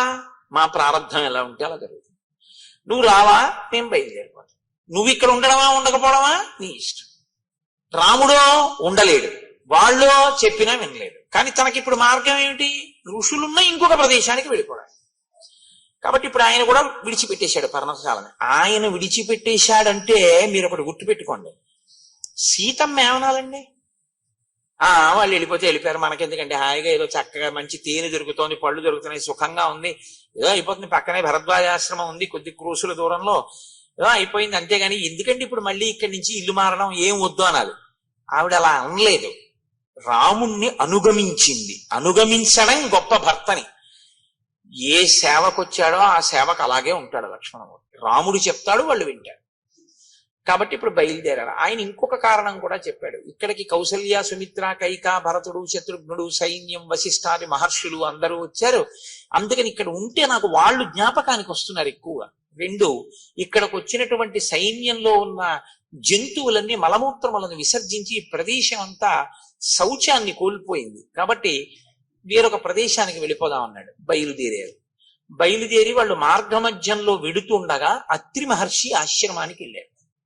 మీరు బాగా గుర్తుపెట్టుకోండి, ప్రయత్నపూర్వకంగా మీరు మహానుభావులు ఉన్న ప్రదేశాన్ని తొక్కడం మీ అభ్యున్నతికి హేతు అవుతుంది, తెలిసి కానీ తెలియక కానీ. వేరే ఈశ్వరుడు ఎక్కడో ఉండడండి. గుళ్ళో ఈశ్వరుడు ఉంటాడు అన్న మాట యథార్థమే, కానీ అసలు నిజంగా ఈశ్వరుడు ఎక్కడ ఉంటాడో తెలుసా? మీరు బాగా గుర్తుపెట్టుకోండి. ఇక్కడ నిరంతరము ప్రతి ఊపిరిలో ఆయన్ని ఆరాధిస్తున్నటువంటి వ్యక్తి ఎక్కడ కూర్చుంటాడో, ఎక్కడ నించుంటాడో, ఎక్కడ తిరుగుతాడో ఆయన వెంటనే తిరుగుతూ ఉంటాడు ఈశ్వరుడు. ఇప్పుడు రాముడు ఎక్కడ ఉంటాడని చెప్తారో తెలుసా అండి శాస్త్రంలో? రామచంద్రమూర్తిని నమ్ముకుని బతుకుతున్నవాడు ఎక్కడ ఉంటాడో రాముడు అక్కడే ఉంటాడు. పక్కనే ఉంటాడట ధనుర్ధరుడే. ఆయన కూర్చుంటే కూర్చుంటాడు, ఆయన నించుంటే నించుంటాడు, ఆయన ఎడుతుంటే పెడతాడు, ఆయన వస్తే వస్తాడు. ఆయన పడుకుంటే తను ఇలా కూర్చుంటాట గుమ్మం ముందు. ఎందుకంటే ఆయన నీకు ఇబ్బంది ఎవరైనా కల్పిస్తారేమో అని. రామచంద్రమూర్తి తనని నమ్మిన వాళ్ళని రక్షించడానికి గడప ముందుకొచ్చి కూర్చుని ఉంటాడు అని. అందుకే రాముణ్ణి నమ్ముకున్న రామభక్తులు ఎక్కడుంటారో అక్కడే సీతారామ లక్ష్మణులు, హనుమ కూడా ఉంటారు. మీరు బాగా జ్ఞాపకం పెట్టుకోండి, నేను మీకు సత్యం చెప్తున్నాను. ఇది తులసీదాస్ గారి జీవితంలో నిజమైందండి. తులసీదాస్ గారు రామదర్శనం అవ్వాలనుకుంటూ పడుకున్నారు. పడుకుంటే దొంగ వచ్చి కన్నం వేసి లోపలికి వెళ్ళి ఆచమన పాత్ర అవి ఏవో దొరికాయి, మూట కట్టుకుని బయటికి వద్దాం అనుకున్నాడు. తల బయటెట్టాడు. రామలక్ష్మణులు ఇద్దరు కోదండాలు అట్టుకుని నించున్నారు. నేను నమ్ముకున్నవాడి సొత్తు ఎత్తుకుపోతావా నువ్వు అని. ఆయన వాళ్ళు వెళ్ళిపోతారు కదా అని వెనక్కి వచ్చాడు. తెల్లవారే వరకు తల బయట ఎడుతున్నాడు, లోపల ఎడుతున్నాడు, తల బయట ఎడుతున్నాడు, లోపల ఎడుతున్నాడు. రామలక్ష్మణులు ఇద్దరు అలాగే ఉన్నారు కన్నం బయట. తులసీదాస్ గారు తెల్లవారింది నిద్ర లేచి లోపలికి వచ్చారు. దొంగలు ఇద్దరు మూట కట్ట కూర్చున్నారు. మీరెవర్రా నాయన ఇలా కూర్చున్నారన్నారు. ఆయన ఏం లేదు, బుద్ధి గడ్డి దీని వచ్చానులే, ఏదో ఆచమన పాత్ర మూట కట్టాం, మరి పట్టుకుపోయారా అన్నాడు ఆయన. మహాత్ములైన వారి లక్షణం అలా ఉంటుంది. వాళ్ళు పోతాయనేం వెంకట్ పోతే ఈశ్వరుడు తీసుకెళ్ళాడంటారు. ఎక్కడో ఇంకా అవసరం ఉందన్నమాట. స్వతంత్రంగా భావించాడు నా తండ్రి, వీడిదైతే ఏం అనుకోడు, మనం పట్టుకెళ్ళచ్చు అని చెప్పి నా వస్తువు మీ వస్తువే అంటారు చూడండి కొంతమంది. మీదిగా వాడుకోండి, అలా నాకు అస్తమానం చెప్పకండి, నేను తీసుకెళ్తానని అంటారు. అలా మా మోహన్ రావు గారు ఉన్నారు కాకినాడలో, ఆయన అంటుంటారు, అదే మోహన్ రావు ఒకసారి కారు పంపించండి అనకండి. అలా అంటారేంటి? అది మీ కారే, మీ కారు నేను వాడుకుంటున్నాను, కారు పంపించండి, శాసించండి, అంతేగాని మీ కారు అని అనకండి గురుగారు అంటారు. అలా ఉంటారు కొంతమంది. అంటే వారి ప్రేమ అలా ఉంటుంది. అలా ఆ రాముడు తన వస్తువులా భావిస్తాడు. అందుకని ప్రేమ ఉంది కాబట్టి నా వస్తువుని పట్టుకుపోయాడు అనుకుంటారు వాళ్ళు. అందుకని ఆయన అన్నారు, ఇక్కడ కూర్చున్నారు ఎందుకు ఆయన, పట్టుకుపోయారా పోనీ ఆచమన పాత్ర అన్నారు. ఆ పాటి బుద్ధి లేక కాదు, మేము ఏదో ఇక్కడ ఏదో ఏసీ ఉందని కూర్చున్నాం అనుకున్నావేమో. బయటికి వెడితే ఎవరో ఇద్దరు ఉన్నారు. ఒక ఆయన నల్లగా మేఘల్లా ఉన్నాడు, ఒక ఆయన ఎర్రగా ఉన్నాడు, కోదండాలు అట్టుకుని నించున్నారు.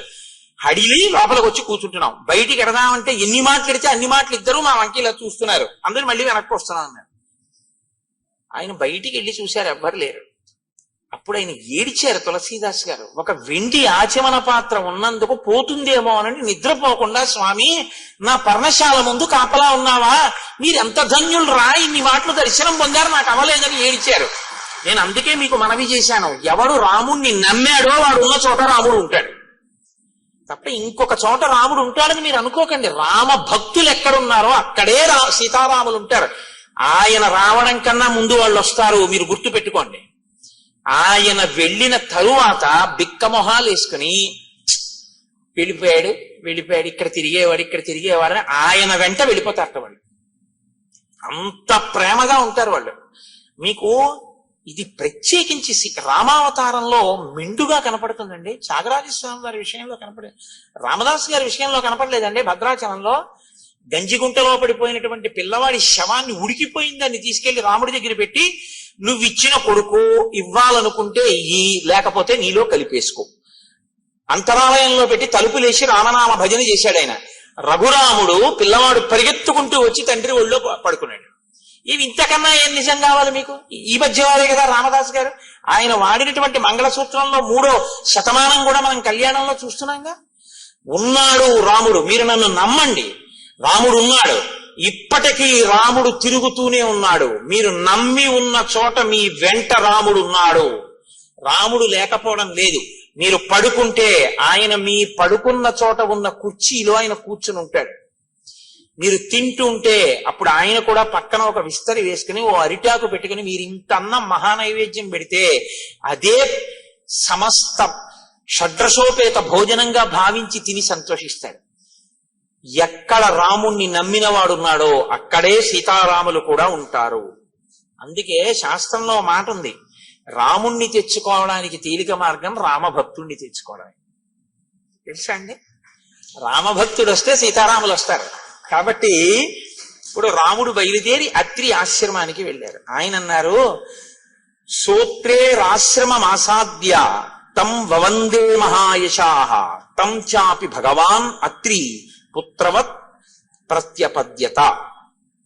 భగవాన్ అత్రి, ఆయన బ్రహ్మమానస పుత్రుడు. అత్రి మహర్షి అంటే సామాన్యమైనటువంటి వారు కాదు, మహానుభావుడు అత్రి. అటువంటి అత్రి మహర్షి మీకు నమస్కారం, మేము మీ ఆశ్రమానికి వచ్చాం అని. సీతారామ లక్ష్మణులు సాక్షాత్తు విష్ణువు లక్ష్మి అని అత్రికి తెలుసు. కానీ నరుడిగా ఉన్నాడు కనుక ఋషులకు ఆయనే నమస్కారం ముందు చేస్తాడు అని భగవాన్ అత్రి అని ఆయనకి నమస్కారం చేస్తే, తన పుత్రుల్ని ఎలా ప్రేమిస్తాడో అలా ప్రేమించాట. ఒక గురువుకి ఒక ఋషికి ఉండే లక్షణం అది. పిల్లలు తప్పు చేసినా ఎలా మన్నించగలడో తండ్రి, గురువు ఋషితుల్యుడు మన్నించి చేరతీస్తాడు. చేరతీశాడు కదా అని మీరు మీ నడవడి మార్చుకోకుండా మాత్రం ఉండకూడదు.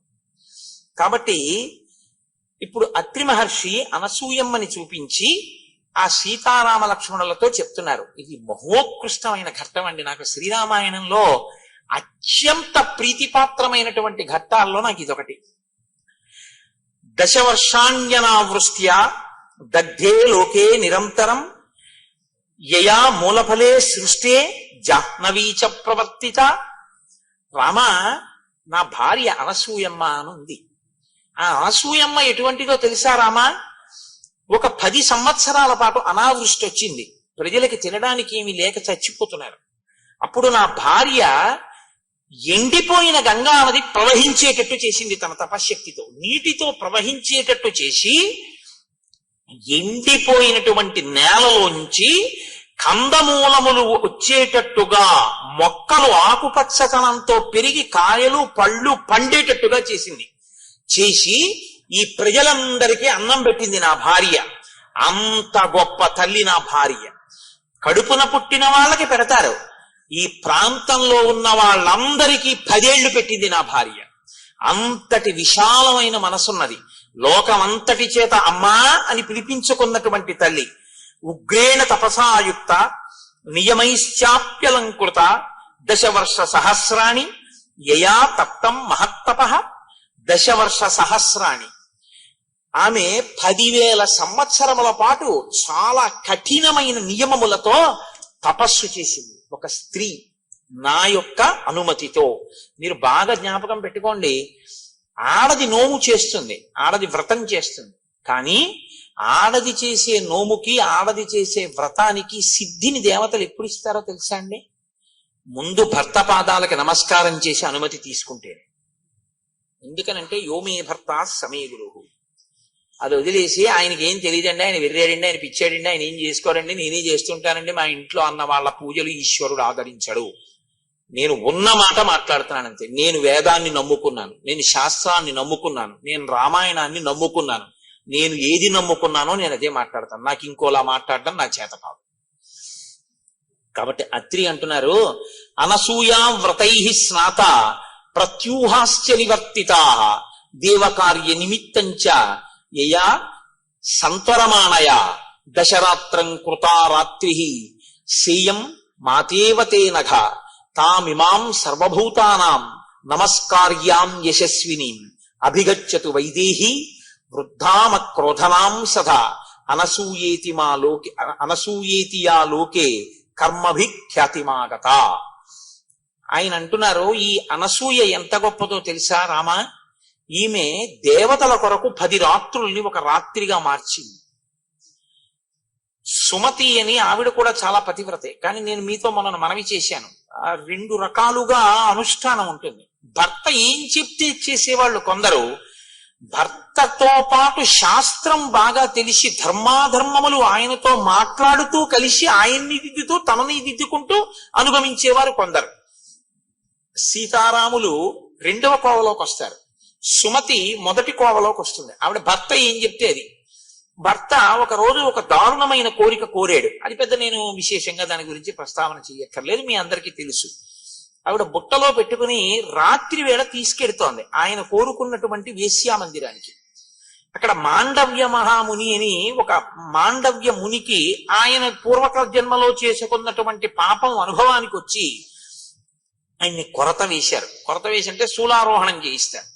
ఆయన శూలంలోకి దిగుతుండడంలో విశేషమైన బాధతో ఉన్నాడు. చీకట్లో ఈవిడ బుట్టలో తీసుకెళ్తూ ఉండడంలో ఈ బుట్టలో కూర్చున్నటువంటి కౌశికుడు అంటారు ఆయన యొక్క చెయ్యి, ఆయన యొక్క శరీరం ఆ మహర్షి యొక్క భుజానికి తగిలింది. చాలా బాధలో శూలం దిగుతోంది ఆయన శరీరంలోకి. అది ఒక శిక్ష వేసేవారు పూర్వం. శూలం మీద కూర్చోబెట్టి వదిలేస్తారు, అది అలా దిగుతూ ఉంటుంది తల వరకు, లోపల నుంచి దిగుతూ వస్తూ ఉంటుంది. ఎంత బాధ! అప్పుడు భుజానికి తగిలితే శరీరం కదిలితే ఇంకెంత బాధ! ఆయన కోపం వచ్చింది. నేను అసలే కొరత శిక్షతో బాధపడుతుంటే నన్ను ఇంకొంత బాధ పెట్టావు కాబట్టి నువ్వు సూర్యోదయానికి మరణిస్తావు. వెంటనే సుమతంది, సూర్యోదయం అయితే నా భర్త పోతాడు కాబట్టి సూర్యుడు ఉదయించకుండుగాక. ఇప్పుడు ఒకరు తపస్సు చేత శపించాడు, ఇంకొకరు పాతివ్రత్యం చేత సూర్యోదయాన్ని ఆపేశాడు. ఇప్పుడు సూర్యోదయం అయిపోయింది. ఇప్పుడు ఆవిడికి ఎవరెళ్ళి చెప్పినా ఆవిడ ఏమనేదంటే, తెల్లవారితే నాకు వైధవ్యం వస్తుంది కాబట్టి నీ తెల్లవారనివ్వ. తెల్లవారడం అన్నది ఆగిపోతే, సూర్యాస్తమయాలు ఆగిపోతే లోకంలో ఒక విచిత్రమైన స్థితి వస్తుంది. ఇది మీరు గమనించాలి. రాత్రి పగలు ఉన్నాయి కాబట్టి మనకి సంతోషంగా గడిచిపోతోందండి. ఎప్పుడూ పగలే ఉందనుకోండి అసలు బతకలేం. ఎప్పుడూ రాత్రే ఉందనుకోండి అసలు బతకలేం. పగలు 12 గంటలు, రాత్రి 12 గంటలు ఉంటోంది కాబట్టి మనం సంతోషంగా జీవితాన్ని గడపగలుగుతున్నాం. ఇప్పుడు సూర్యాస్తమయాలు ఆగిపోతే దేవతలందరూ ఇప్పుడు ఎవరిని ప్రార్థించాలి అంటే, వెళ్ళి ఆ మహాతల్లి అనసూయమ్మని ప్రార్థన చేయండి అన్నారు. ఆ తల్లి అనసూయ, నీకేం పర్వాలేదు, సూర్యోదయం అవని నీ భర్త మరణిస్తాడు, నా తపశ్శక్తి చేత నేను మళ్ళీ బ్రతికిస్తానని సూర్యోదయం అయ్యేటట్టు చేసి ఆవిడ మళ్ళీ ఆమె భర్తని బ్రతికించి ఆవిడ 5వ తనాన్ని నిలబెట్టింది. అంత గొప్పది అటువంటి తల్లి ఈమె. తామిమాం సర్వభూతానాం నమస్కార్యాం యశస్వినీం, ఈమె సర్వభూతముల చేత కూడా నమస్కరింపబడడానికి యోగ్యురాలు. అందుకే ఎక్కడెక్కడ అనసూయాస్వరూపంగా సువాసిని పూజ చేస్తారో అక్కడక్కడ అది చూసిన వాళ్ళకి 5వ తనం నిలబడుతుంది. అది చూసిన వాళ్ళకి దేవతల యొక్క అనుగ్రహం కలుగుతుంది. మీకు సృష్టిలో అనసూయలా ప్రవర్తించినటువంటి వాళ్ళు, ఆ పాతివ్రత్యం అంత గొప్పది. ఎప్పుడూ మీరు గుర్తుపెట్టుకోండి, శాస్త్రం ఎలా మాట్లాడుతుందంటే, పురుషుడిది తపస్సు గొప్ప, ఆడదానిది పాతివ్రత్యం గొప్ప. ఆడది పురుషుణ్ణి అనుగమించగలిగితే చాలు. అలా అనుగమించగలిగితే ఆమెకు అంత తపశ్శక్తి వస్తుందంతే. ఆవిడ అటువంటి స్థితిని చేరుకుంటుంది. ఆర్షధర్మం అంతే మాట్లాడుతుంది. కాబట్టి ఇప్పుడు అనుగమించింది నన్ను, అలా అంత స్థితిని పొందింది. ఇటువంటి తల్లి సర్వభూతముల చేత నమస్కరింపబడడానికి యోగ్యురాలైంది, మనుష్యులు కాదు. సమస్త భూతములు అనసూయకి నమస్కారం చేస్తాయి ఈ ఆశ్రమంలో. అటువంటి తల్లి వృద్ధాం అక్రోధనాం సదా, చాలా వృద్ధురాలైపోయింది. అక్రోధనాం, ఆమెకి క్రోధం ఉండదు, ఆమెకి కోపం ఉండదు. కోపం ఎందుకు ఉండదండి? కోపం ఉండకపోవడం ఏంటి? కోపం ఉండకపోవడం అంటే కోపం ఎక్కడి నుంచో రాదు కదండి. కాకినాడ నుంచి నేను వచ్చినట్టు కోపం ఎక్కడి నుంచైనా వస్తుందేంటి? కోపం ఎక్కడి నుంచి రాదు. కామక్రోధశ్చ లోభశ్చ దేహే తిష్టంతి తస్కరాహ జ్ఞానరత్నాపహారాయ తస్మాత్ జాగ్రత్త జాగ్రత్త అంటారు శంకరాచార్యులు వారు. కోపం అన్నది ఇక్కడి నుంచే వస్తుంది. ఇక్కడి నుంచి పైకి లేవడానికి అవకాశం కోసం ఎదురు చూస్తుంటుంది. అవకాశం చిక్కిందనుకోండి పైకి వస్తుంది అంతే. ఒక్కసారి వచ్చేటప్పటికి మీ రూపం మారిపోతుంది. మీ స్థితిని మీరు అప్పటి వరకు ఎలా ఉంటారో దాన్ని చంపేసి మీలోంచి ఒక కొత్త వ్యక్తిని పుట్టించగలదు క్రోధం. ఇది పుట్టదు అంటే రెండు కారణములకు పుట్టదు. ఒకటి ఏమిటో తెలుసా అండి? మీకన్నా అధికుల్ని చూసి మీరు నమస్కరించినటువంటి లక్షణానికి. క్రోధం ఎందుకు ఇంకా? ఆయన మనకన్నా అధికుడు కాబట్టి ఆయన చెప్పిన మాట మనం విందాం. కోపం ఎందుకు ఇంకా? మనకన్నా తక్కువ వాడు, ఆయన వృద్ధిలోకి రావాలని కోరుకుందాం కాబట్టి తెలియదు కదా పాపం, దోషం చేస్తుంది. ఇంకా క్రోధం ఏంటండి? ఇది ఆవిడ మాతృ హృదయం కాబట్టి ఆవిడికి అసలు క్రోధం అన్నది రాదయా ఎప్పుడు. ఆవిడ వృద్ధురాలైపోయింది. ఎంత తపస్సు చేసిన పండు ఆవిడ, అంతటి గొప్ప తల్లి. అనసూయాతియాలోకే కర్మభిఖ్యాతిమాగత. ఆమెకి ఎన్నడూ కోపము ఎరుగని తల్లి కాబట్టి, ఎప్పుడూ శాంతమూర్తి కాబట్టి, పెద్ద ముత్తైదువ కాబట్టి ఆమెకి అనసూయ అని పేరు వచ్చింది. ఆమె కద్దమ ప్రజాపతి దేవహూతిల యొక్క కుమార్తె. ఆమెని ఒకానొకప్పుడు త్రిమూర్తులు వెళ్ళిపోతున్నారు అత్రి మహర్షి ఆశ్రమం నుంచి తమ దివ్య విమానాల్లో. వెళ్ళిపోతుంటే విమానాలు ఆగిపోయాయి. ఆగిపోతే వాళ్ళు ఎందుకు వెళ్ళటం లేదు విమానం అని అడిగారు. కింద అత్రి మహర్షి ఆశ్రమం ఉంది, అనసూయం ఉంది. వారు ఉన్న చోట పైన మీరైనా సరే, మీరు త్రిమూర్తులైనా సరే మీ విమానాలు ఎగరవన్నారు. త్రిమూర్తులకి ఆవిడ యొక్క కీర్తిని మరింత ప్రకాశింప చెయ్యాలనిపించింది. మీరు ఎప్పుడు గుర్తుపెట్టుకోండి. అంతేగాని అర్థం బద్దం లేకుండా ఉత్తినే ఆవిడ్ని పరిశీలన చేయడం కోసం రావడం అలాంటి పిచ్చ పనులు చేయరు త్రిమూర్తులు. మీరు జాగ్రత్తగా గమనించాలి శాస్త్రాన్ని. ఇంత గొప్ప తల్లి అంటే ఈవిడ ఖ్యాతి లోకానికి తెలియాలి. ఆవిడ ఖ్యాతి ఆవిడ లోకానికి చెప్పుకునే ప్రయత్నం చేయదు. ఆవిడకి అలాంటి పనులు ఉండవు. ఆవిడ తపస్సు ఆవిడదంతే. కానీ ఆవిడ గొప్పతనం లోకానికి తెలియాలి. లోకానికి చెప్పడం ఎందుకు? ఆవిడికి కీర్తి తెస్తే వీళ్ళకి ఏమిటి వస్తుంది? ఆదర్శంగా తీసుకుని మిగిలిన వాళ్ళు బతుకుతారు. అందుకు చెప్పాలి దేవతలు. కాబట్టి ఇప్పుడు త్రిమూర్తులు బ్రాహ్మణ రూపాల్లో భోజనానికి వెళ్ళారు. అత్రికి ధర్మం ఉంది, అతిథి దేవోభవ. అందుకని ఆయన వాళ్ళని నిమంత్రణం చేశాడు, వచ్చి కూర్చుని భోజనం చేయొచ్చు. వాళ్ళన్నారు తీరా భోజనానికి కూర్చున్నాక, మేము ఒక వ్రతంలో ఉన్నాం. ఆ వ్రతంలో మాకు నియమం ఏమిటంటే, యజమాని భార్య మాకు వడ్డన చేసేటప్పుడు యజమాని వడ్డన చేస్తాడు, పరిశేచనాన్ని యజమాని వేస్తాడు. అది పెద్దలు వస్తే భోజనం పెట్టేటటువంటి తీరు. అందుకే పెద్దలు వస్తే భోజనం పెడుతున్నావు అందరూ. అదేం గుర్రం కాదు, గాడిది కాదు అన్నం పెట్టడానికి. నువ్వు దేవతార్చనకి పిలుస్తారు. ఆయన యజ్ఞం చేయడంతో సమానం. అది పరిశేచనానికి వేస్తారు జలాన్ని చేతిలో 5 మాటలు మీరు వేస్తారు. ఆయన స్వాహాకారంతో తీసుకుంటాడు 5 మాటలు. కాబట్టి ఇది శాస్త్ర మర్యాద కనుక ఆ ముగ్గురిని పిలిచి భార్యని వడ్డించమన్నాడు. భార్య వడ్డించకుండా ఇంట్లో పనిపిల్ల వడ్డించకూడదు. అది నీ పొగరుకి లక్షణం. నీ భార్య ఉన్నదందుకు, పెద్దలు వస్తే వడ్డించడానికి. అంతేకాని తను ఎక్కడో కూర్చుని ఇంట్లో పనిపిల్ల వడ్డించడం మర్యాదకి భంగపాటది. ఎక్కడ ఎందుకున్నారో, ఎవరు ఏ ఆశ్రమంలో ఎందుకున్నారో అది తెలుసుకుని ప్రవర్తించాలి. అందుకే స్నాతకం చేసి గురువు గారు చెప్తాడు, ఎందుకున్నావో తెలుసా ఇప్పుడు గృహస్థాశ్రమంలో పెడుతున్నది, నేర్చుకో అతిథి దేవో భవ అని చెప్తాడు. కనుక ఇప్పుడు అనసూయమ్మ వడ్డించాలి. వాళ్ళన్నారు మా వ్రతం ఏమిటంటే, ఇవాళ మేము భోజనం చేసేటప్పుడు ఆ యజమాని భార్య మాకు నగ్నయ్యి వడ్డించాలి. అంటే ఒంటి మీద వస్త్రం లేకుండా వడ్డించాలి. ఇప్పుడు ఇది ఆమెకి చెందిన విషయం. ఆవిడ అలా వడ్డిస్తుందా వడ్డించదా? అత్రి ఏమనలేదు. అదేం మీ అసాధ్యం కూడా, అదేమి వ్రతం రా మీకు అని ఆయన అనలేదు. ఇది ఎక్కడుంది ఈ వ్రతం అనలేదు. ఆయన వెళ్ళి భార్యని అడిగాడు. వాళ్ళకి అది నియమం అంటారు. ఎందుకంటే అతిథి కూర్చున్న తర్వాత నువ్వు ఏ కారణం చెప్పి లేపేయకూడదు. ఇది మర్యాద అండి మనకి శాస్త్రంలో. అంత ఉదారంగా మాట్లాడే మన శాస్త్రాలు. అమృతాన్ని ఇచ్చేసాడంతే, తెలిసి కూడా రాక్షసులని. పంక్తిలో కూర్చుంటే లేపకూడదు కాబట్టి. ఏమి నేర్చుకుంటున్నాం మనం? మనకి నేర్పే పురాణాలు.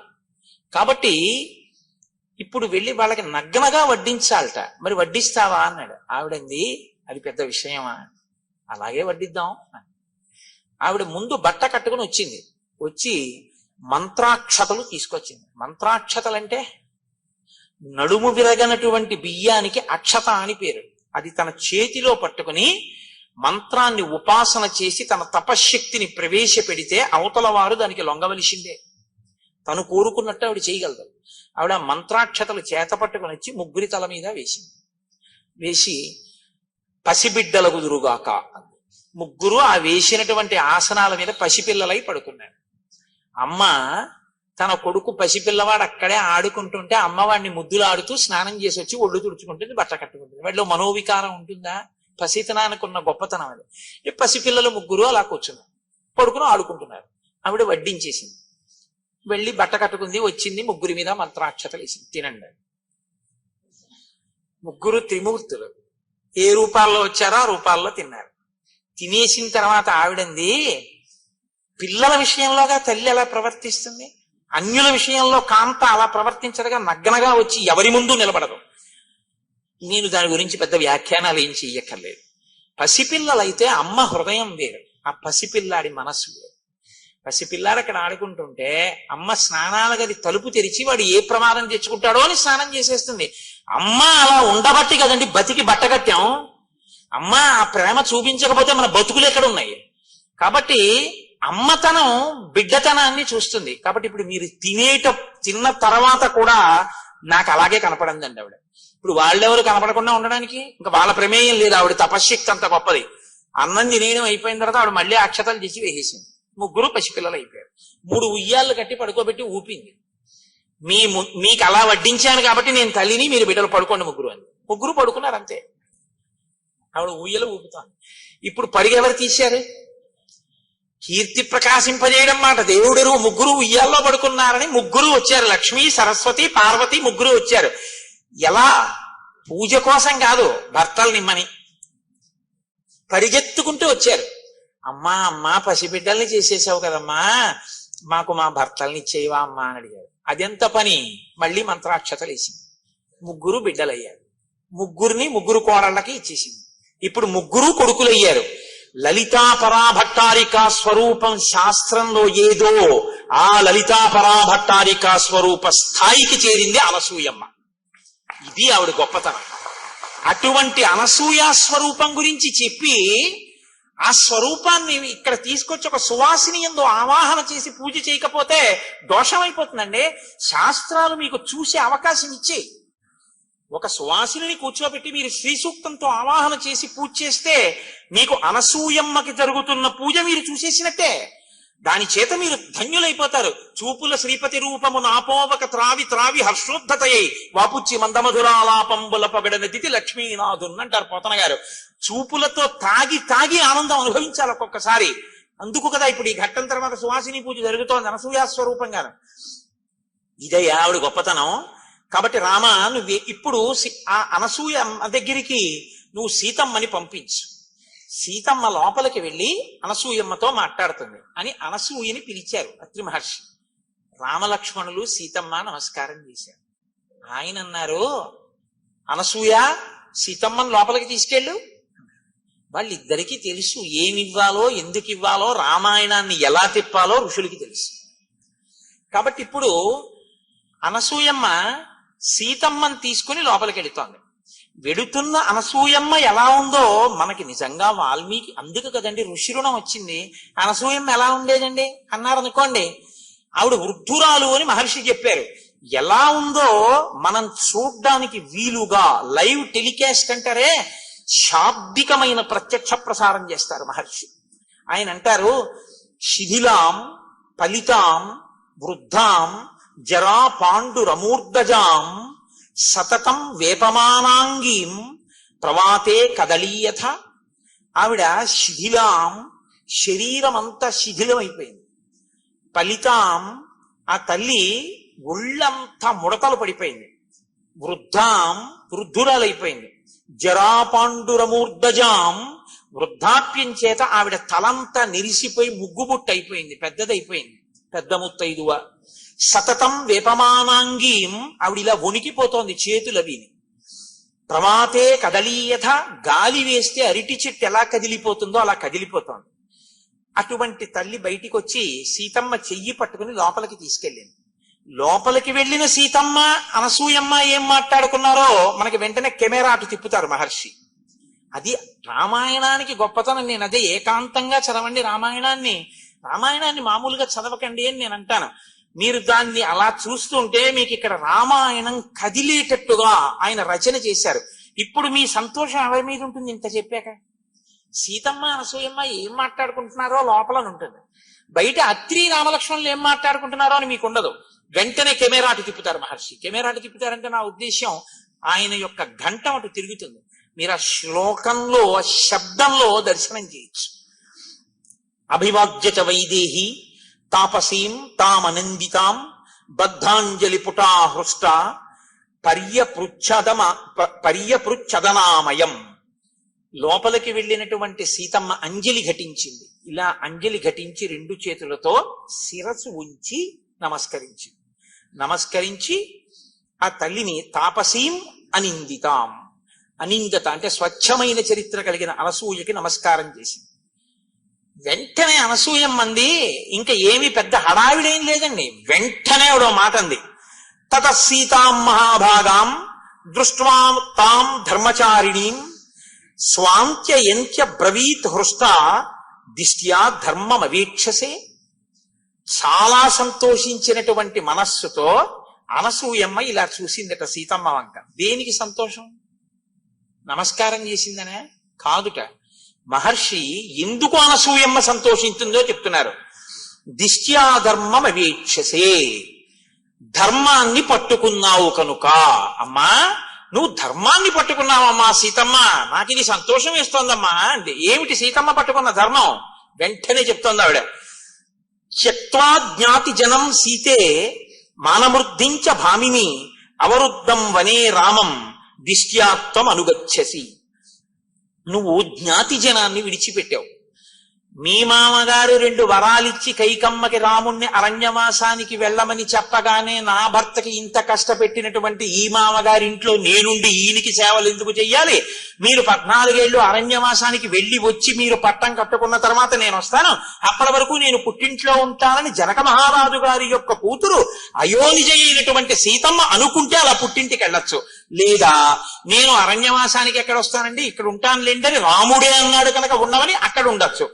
జ్ఞాతి జనాన్ని విడిచిపెట్టి అక్కడా ఉండక ఇక్కడా ఉండక మానవృద్ధించ భామిని, ఐశ్వర్యాన్నంతటినీ కూడా విడిచిపెట్టేసి అహంకారాన్ని విడిచిపెట్టేసి రాముడి కన్నా ఒక విషయంలో సీతమ్మది ఒక మార్క్ ఎక్కువ, ఆవిడ అయోనిజ అయినా కూడా అవరుద్ధం అనే రామం, రాముడి వెనకాతల అడవికి వచ్చేసావు.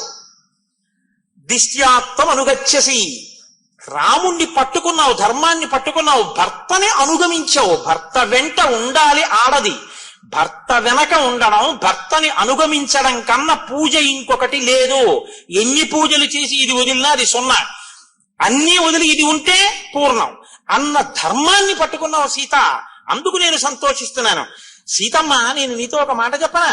నగరస్థో వనస్థోవా పాపోవా యదివా శుభ యాసాం స్త్రీణాం ప్రియో భర్త తాసాం లోకా మహోదయా. భర్త నగరంలో ఉండని అరణ్యంలో ఉండని, పాపిష్టివాడు కాని పుణ్యాత్ముడు కాని, ఆడది భర్తని ఉపాసన చేస్తే చాలు, భర్తని అనుగమిస్తే చాలు, ఆమె సమస్తమైనటువంటి శ్రేయస్సుని పొందుతుంది. భర్త ఎటువంటి వాడన్న దాన్ని బట్టి అనుగమించడం గొప్పతనం కాదు, భర్తని అనుగమించడం గొప్పతనం. కాబట్టి నువ్వు అలా అనుగమించావు, ఆయన అరణ్యానికి వచ్చి అనుగమించావు. దీనికి నేను చాలా సంతోషిస్తున్నాను. సీత, నీతో నేను ఒక మాట చెప్తాను, బాగా విను. భర్త అన్న మాటకి ఒక గొప్ప నిర్వచనం చెప్పింది అనసూయమ్మ రామాయణంలో. నాతో విశిష్టం పశ్యామి బాంధవం విమృశంత్యహం సర్వత్ర యోగ్యం వైదేహి తపః కృతమివావ్యయం. ఒక వ్యక్తి గొప్ప తపస్సు చేశాడు. ఇప్పుడు ఆయన గొప్ప తపోనిష్టాగరిష్ఠుడైనటువంటి వాడు అలా వెళ్ళిపోతున్నాడు. ఆయనకి ఆకలేసింది, అది ఎడారి, ఏమీ దొరకలేదు. ఇప్పుడు ఆయనకి ఏమీ దొరకలేదు కాబట్టి ఆయనకి ఏమైనా బాధ ఉంటుందా? ఆయన తన తపశ్శక్తి చేత ఆయన తలుచుకుంటే అక్కడికి నదిని తీసుకురాగలడు. ఆయన సాక్షాత్ అన్నపూర్ణమ్మని పిలిచి అన్నం వడ్డించుకుని తినగలడు. నిన్నను చూడలా భరద్వాజ మహర్షి తపశ్శక్తి ఏమిటో మీరు? తపశ్శక్తి తన నుంచి వేరుపడకుండా తనలోనే ఉండి తనని రక్షిస్తున్నట్టు భర్త అనేటటువంటి వాడు భార్యకి సిద్ధమైన తపస్సు లాంటి వాడు. అలా రక్షిస్తూ ఉంటాడు. ఎక్కడికి వెళ్ళు ఆయన యొక్క అని కీర్తి పొందుతుంటాం. కాబట్టమ్మా భర్త అంటే అంత గొప్పవాడమ్మా. నత్వేమవగచ్చంతి గుణదోషమసస్వియ కామ వ్యక్తవ్య హృదయ భర్తృనాథాశ్చరంత్యాహ. కొంతమంది ఈ లోకంలో కామమునకు లొంగినటువంటి వారై భర్త మీద తాము అధికారమును చెలాయించాలని, భర్తని తమ చెప్పు చేతల్లో పెట్టుకోవాలని, ఎప్పుడూ భర్త గురించినటువంటి విషయాలు తెలుసుకోవాలనేటటువంటి కుతూహలంతో ప్రవర్తిస్తూ తము యుక్తాయుక్త విచక్షణ మరిచిపోయి తామే ఏదో భర్తని చెప్పు చేతల్లో పెట్టుకుని నడిపించగలిగినటువంటి ప్రజ్ఞ ఉన్నవారమని ప్రవర్తిస్తుంటారు. అది చాలా నింద్యమైనటువంటి పని. అలా ఉండకూడదమ్మా అని అనసూయమ్మ అంటూ, నువ్వు ఎప్పుడూ ఎలా ఉండాలని నేను ఆశీర్వచనం చేస్తున్నానో తెలుసా? తదేవమేనం తమనువ్రతా సతి పతివ్రతానాం సమయానువర్తిని భవస్వభర్తు సహధర్మచారిణి యశశ్చ ధర్మంచ తతస్సమాప్స్యసి. నీకు ఎన్నడూ కూడా రామునే అనుగమించేటటువంటి లక్షణము ప్రకాశించి ఉండుగాక. ఎన్నడూ నీవు పతివ్రతవై ఉందువు కాక. నీవు ఎప్పుడూ సహధర్మచారిణివై ఉందువు కాక. దాని వలన నీకు లోకంలో విశేషమైనటువంటి ధర్మావలంబకురాలవన్న కీర్తి ప్రకాశించుగాక. లోకంలో దాంపత్యము అంటే ఇంక ఎవ్వరిని చెప్పరు. వరుణ్ణి నారాయణుడిగా తీసుకొచ్చిన దాంపత్యం అంటే మాత్రం ఎలా బతకండి అని చెప్తారంటే సీతారాములే, సీతారాముల్లా బతకండి అంటారు. అంటే అంతగా ఒకరినొకరు అనుగమించిన వారై, ఒకరి మనసులో ఒకరుండి, ఆమెకు ఆయనకు అభేదమై ఇద్దరుగా తిరుగుతున్న ఒక్కరై బతకినటువంటి స్థితికి సీతారాముల దాంపత్యం పరాకాష్ఠగా ప్రతీకగా నిలబడుతుంది. కాబట్టి అనసూయమ్మ ఈ మాట చెప్పి సంతోషిస్తే సీతమ్మంది, అమ్మా నైతదాశ్చర్యమార్యాయ యన్మాం తమభిభాషసే విదితుం తుం మమాప్యేతత్ యథా నార్యాః పతిర్గురుః. తల్లి, నీవు ఇంత మహాపతివ్రతవి కాబట్టి ఇటువంటి మాటలు చెప్పడం ఆశ్చర్యం లేదమ్మా. కానీ అమ్మా, నాకు కూడా ఈ విషయంలో మంచి పూనిక ఉంది. యథా నార్యాః పతిర్గురుః. పతి అనేటటువంటి వాణ్ణి ఎప్పుడూ ఆడది అనుగమించాలి అనేటటువంటి విషయంలో నేను పూనిక ఉన్నదానను. అమ్మా, లోకంలో గుణములు లేనటువంటి వాణ్ణి కూడా అనుగమించేటటువంటి వాళ్ళు ఉన్నారు పతివ్రతలై. తన కళ్ళెదుట వేరొక భార్యతో క్రీడిస్తున్నటువంటి వాణ్ణి కూడా క్షమించగలిగినటువంటి భార్యలు ఉన్నారు. లేదా మీకు రామాయణంలో ఏదైనా మండోదరి కనపడదా? మండోదరి పతివ్రత కాదా? మహాపతివ్రత. అమ్మ, వాళ్ళు గొప్ప తప్ప నేను రాముణ్ణి అనుగమించడం పెద్ద గొప్పతనం ఏముందమ్మా? రాముడు ఎటువంటి వాడో తెలుసా? కిం పునర్యో గుణశ్లాఘ్య సానుక్రోశో జితేంద్రియ స్థిరానురాగో ధర్మాత్మ మాతృవత్ పితృవత్ ప్రియ. అమ్మా, ఎన్ని గుణములున్నాయమ్మా మహానుభావుడికి! ఇంద్రియములను జయించినటువంటి వాడమ్మా, దయాళువమ్మా, స్థిరమైన అనురాగం ఉన్నవాడమ్మా.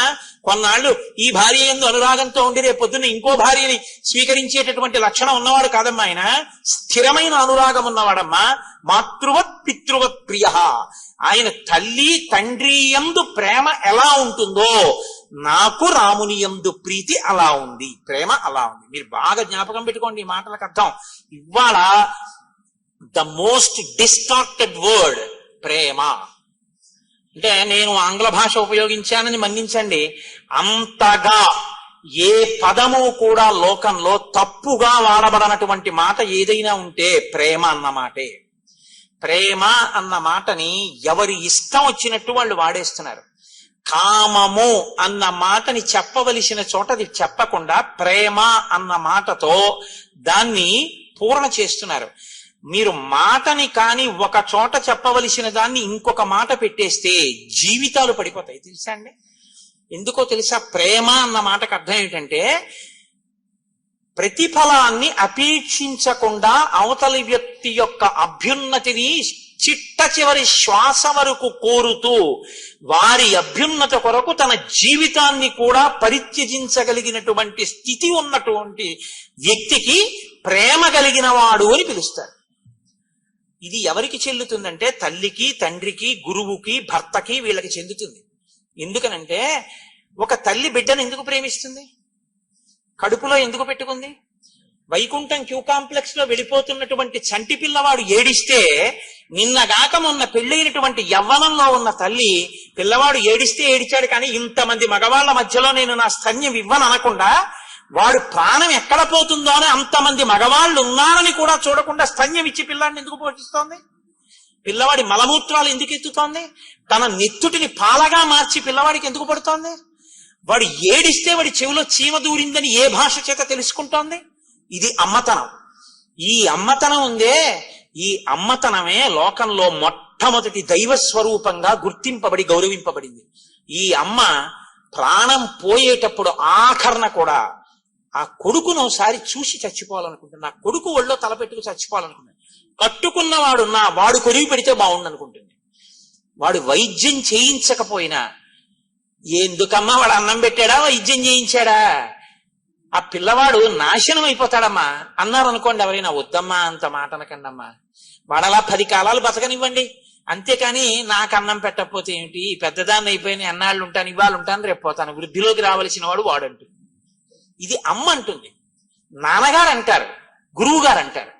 దీనికి ప్రేమ అని పేరు.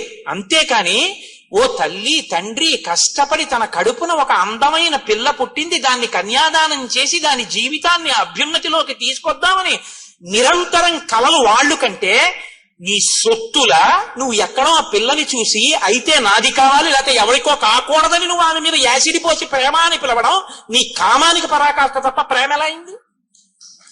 ప్రేమ అన్న మాట వక్రంగా వాడకూడని రీతిలో వాడబడుతోంది. వాడి పాడు చేస్తున్నారు. ఇవాళ పిల్లలది కాదు తప్పు, పెద్దలదే తప్పు. ఇవ్వకూడని మాట మీరు అందించేశారు పిల్లలకి. వాడు ఆ మాట వాడుతున్నాడు. నేను కామించానని చెప్పండి వాడిని. మరి చెప్పలేడు, సిగ్గుపడతాడు. కామించడం అంటే ఏంటో తెలుసా అండి? కోరడం, నాకే దక్కాలని అడగడం, దక్కకపోతే వ్యగ్రత కలగడం, దానికి కామం అని పేరు. అందుకే కామం పక్కన చెల్లెలు క్రోధం ఉంటుంది. ఎప్పుడు తీరితే తృప్తి, తీరకపోతే కోపం, రెండు ఉంటాయి. ప్రేమ అలా కాదు. వాడు చూశాడు సంతోషం, చూడలేదు సంతోషం, రెండిటికి ఆశీర్వచనమే. ప్రేమని పట్టుకెళ్ళి కామం దగ్గర ప్రేమ వాడతావా? నువ్వు వాడి ఎన్ని లక్షల కుటుంబాల్లో అగ్నిహోత్రం పోసేశావు. నేను అందుకే మనవి చేస్తున్నాను, రచయితలు తమ బాధ్యతలు గుర్తించవలసి ఉంటుంది. చేతికి కలం ఉందని ఇష్టం వచ్చినట్టు పదాలు వాడి యువతరాన్ని పాడు చేసే అధికారం ఎవరికి లేదు. నేను ఈ మాట అంటే నాకు ఒక సినీ రచయిత ఫోన్ చేశాడు ఒకప్పుడు. కోటేశ్వరారు మీరు అన్న మాటలు నా హృదయాన్ని తాకాయి, నేను కొన్ని చాట్ల రాశాను, నన్ను మీరు క్షమించండి అన్నాడు. నేను ఎంత సంతోషించానో నిజంగా. ఆయన ఉదారుడు, సంస్కృతి ఉన్నవాడు. నేను చాలా సంతోషించాను. తప్పు చేయడం గొప్ప కాదు, తప్పు దిద్దుకోవడానికి సిద్ధపడడం గొప్ప. కాబట్టి ఆ తల్లి సీతమ్మ అంటోంది, అమ్మా యావృత్తిం వర్తతే రామ కౌసల్యాయాం మహాబల తమేవ నృపనారీణాం అన్యాసామపి వర్తతే. నా భర్త ఎంత గొప్పవాడో తెలుసా అమ్మా? ఎప్పుడైనా దశరథ మహారాజు గారు తన భార్య అయినటువంటి కౌసల్య, సుమిత్ర, కైకేయిని ఎంత ప్రేమగా చూసుకుని ఈ పిల్లలు పుట్టడానికి వాళ్ళని క్షేత్రములుగా స్వీకరించాడో, ఆ కన్న తల్లి అయినటువంటి కౌసల్యాదేవి పట్ల ఎటువంటి ప్రేమ చూపిస్తాడో ఆమెని క్షేత్రముగా రాముడు పుట్టాడు. కానీ తను పుట్టకపోయినా వారి కడుపుల యందు తండ్రి గారికి క్షేత్రములు కనుక, తండ్రి గారి భార్యలు కనుక, తండ్రి గారి భార్యలన్న కారణం చేత కౌసల్యని ఎలా గౌరవించాడో మిగిలిన రాణుల్ని కూడా నా భర్త అంత తల్లి రూపంగా గౌరవించాడమ్మా. అంత గొప్పవాడు నా భర్త. సగృదృష్టాస్వపి స్త్రీషు నృపేణ నృపవత్సాగపు చూపులతో చూసి భార్యాస్థానంలో నుంచో పెట్టాడో వాళ్ళ యొక్క అందాల్ని మా రాముడు ఎప్పుడూ చూడలేదు. ఇంత అందగత్తె కాబట్టే మా నాన్నగారికి రాణి కాగలిగింది అన్న మాట అనలేదు. ఈమె మా తల్లిగారు కాబట్టి నా చేత నమస్కారం అన్నాడు. ఇది రాముని యొక్క సౌశీల్యం. నాకు తల్లి అరణ్యానికి బయలుదేరేటప్పుడు మా అత్తగారు కౌశల్య చెప్పింది, ఆగచ్చత్యాంశ్చ విజనం వనమేవం భయావహం సమాహితం మే శ్రశ్వాచ హృదయే తద్ధృతం మహత్. నేను అరణ్యానికి వచ్చేటప్పుడు మా అత్తగారు భర్తతో ఎలా ప్రవర్తించాలని చెప్పిందో అవన్నీ నా మనసులో ఉన్నాయమ్మా. ఒక అత్తగారి పట్ల ఎంత గౌరవంతో కోడలు మాట్లాడాలో రామాయణం మనకి నేర్పుతుంది. అందుకే మీతో నేను మనవి చేసింది, ధర్మశాస్త్రాలు స్మృతులు వేదం ఇవాళ చదవగలమా అంటే పక్కన పెట్టండి, రామాయణ కావ్యం చదవండి. అన్నిటి సారాంశం అది, ఏదో ఒక బ్రహ్మణం మీకు నేర్పుతుంది. ప్రవర్తన ఎక్కడ ఎలా ఉండాలో మనకి నేర్పుతుంది. అత్తగారు చెప్తే సరిపోయిందా? ఆడపిల్ల, ఈడపిల్ల కాదు, ఇక్కడ పుట్టిన పిల్ల ఇంకో వంశాన్ని ఉద్ధరించడానికి ఎడుతుంది వాళ్ళ ఇంటికి. ఆ పిల్ల అక్కడ ఐశ్వర్యాన్ని వృద్ధి చేయడానికి, ఆ వంశాన్ని వృద్ధి చేయడానికి ఇక్కడ శిక్షణ ఇవ్వబడాలి. తల్లి ఏం చెప్పింది సీతమ్మకి మరి? ప్రాణిప్రదాన కాలేచ యత్ పురాత్వగ్ని సన్నిధౌ అనుశిష్టా జనన్యాస్మి వాక్యం తదపి మే ధృతం. అమ్మా, మా అమ్మ ఉందే, ఆవిడ అమ్మ అంటే ఆవిడ అయోనిజ, కానీ జనకని జ్యేష్ఠపత్ని. మా అమ్మ నేను పుట్టింట్లో ఉన్నప్పుడు అత్తారింట్లో ఎలా ఉండాలో నాకు నేర్పింది. అది ఎక్కడ వరకు నేర్పిందో తెలుసా అమ్మా? పెళ్లి చేస్తున్నప్పుడు, అగ్నిహోత్రం జరుగుతున్నప్పుడు కూడా నువ్వు నీ భర్తని అనుగమించాలి, అత్తమామల్ని గౌరవించాలి చెప్తూనే ఉంది. ఎక్కడి వరకు? పురాత్వగ్ని సన్నిధౌ, అగ్ని సన్నిధిలో కూడా పాణిప్రదాన కాలేచ, నా చెయ్యి రాముడి చేతిలో పెడుతున్న సుముహూర్త సమయంలో కూడా మీ ఇద్దరూ కలిసి బతకాలి. అతన్ని అనుగమించు, అతని మనసు నీ మనసు ఒకటి కావాలి తప్ప ఎన్నడూ మీ ఇద్దరూ రెండుగా ఉండకూడదు, ఒకటిగా బతకండి అని 1కి 10 మాటలు మా అమ్మ నాకు నేర్పిందమ్మా. అటువంటి తల్లి దగ్గర శిక్షణ పొందానమ్మా నేను. తన కీర్తి ఎక్కడి నుంచి వచ్చిందో నేర్పుతోంది. పరోక్షంగా అనసూయమ్మ, సీతమ్మ ఈ జాతికి నేర్పుతున్నారు. ఒక ఆడపిల్ల అత్తవారింట్లో ఎలా బతకాలో నేర్పవలసిన బాధ్యత తల్లిదండ్రులది. అయిందానికి కాందానికి జోక్యం చేసుకుని ప్రతిదానికి అత్తవారింటి విషయాలు కనుక్కుని వాళ్ళ నుంచి ఆడపిల్లని వేరు చేసే ప్రయత్నం పుట్టింటి వారు చెయ్యకూడదు. అక్కడ అత్తిపోయేటట్టుగా తల్లిదండ్రులు నేర్పాలి. ఇది నాకు నా తల్లి నేర్పింది. ప్రాణిప్రదాన కాలేచ యత్పురాత్మగ్ని సన్నిధౌ అనుశిష్టా జనన్యాస్మి వాక్యం తదపి మే ధృతం. నన్ను బాగా మీరు అర్థం చేసుకోండి. నేను ఎవరిని తక్కువ చేయట్లేదు, ఎవరిని ఎక్కువ చేయట్లేదు. పురుషుడు ఎక్కువ కాడు, స్త్రీ తక్కువ కాదు. అసలు ఆ మాటకు వస్తే నా మొదటి నమస్కారం ఆడదానికి. ఎందుకంటే తల్లి జన్మ ఇచ్చింది కాబట్టి ఈ శరీరం ఉంది. నేను చెప్పడం ఏంటంటే శాస్త్రాలు చెప్పాయి, పురుషుడు నేల మీద పడి నమస్కారం చేయాలి, ఆడది అలా పడక్కర్లేదని చెప్పాడు. ఎందుకు పడక్కర్లేదని అడిగారు. ఏ స్థానంలోంచి నువ్వు జన్మ పొందావో, ఏ 2 స్థానముల దగ్గర బతికుండడానికి పాలు తాగావో ఆ 2 గౌరవింపబడాలి, అవి నేలని తగలక్కర్లేదన్నారు. అందుకే ఆడది నేల మీద పడి నమస్కారం చేయదు. ఆడదానికి శాస్త్రాలు అంత పెద్దపీట వేసి గౌరవించేయి. నేను గౌరవించడం ఏంటి? శాస్త్రం నమ్మాను కాబట్టి నేను గౌరవిస్తున్నాను. కాబట్టి స్త్రీకి సనాతన ధర్మంలో, స్మృతిలో, శాస్త్రంలో వేసినంత పెద్దపీట బహుశా ఎక్కడా ఎవ్వరు వెయ్యరు. నీకు చేత కాకపోతే, నువ్వు పురాణం చదవకపోతే, నువ్వు కావ్యాలు చదవకపోతే నీకు ఇంకోలా కనపడచ్చు, నువ్వు చదివితే ఆ మాట నువ్వు అనలేవు. కాబట్టి సీతమ్మంది, అమ్మ నాకు నేర్పిందమ్మా మా అమ్మ, నవీకృతంతు తత్సర్వం వాక్యైస్తే ధర్మచారిణి పతి శుశ్రూషణాం నార్యా తపో నాణ్య విధీయతే. అమ్మా నాకు ఒక విషయం బాగా తెలుసు. ఏమిటో తెలుసా?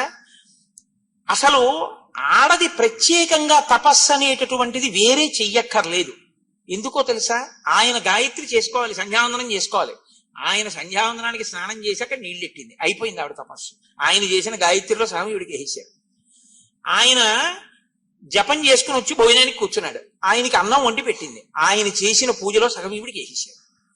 ఆయన ఓ దేవాలయం కట్టడానికి విరాళం ఇచ్చాడు, అందులో సగం ఆవిడికి వేసేశారు. అందుకే ధర్మపత్ని సమేతస్య అంటే చాలు పడిపోయింది, అనకపోయినా పడిపోతుంది. ఎందుకో తెలుసా అండి?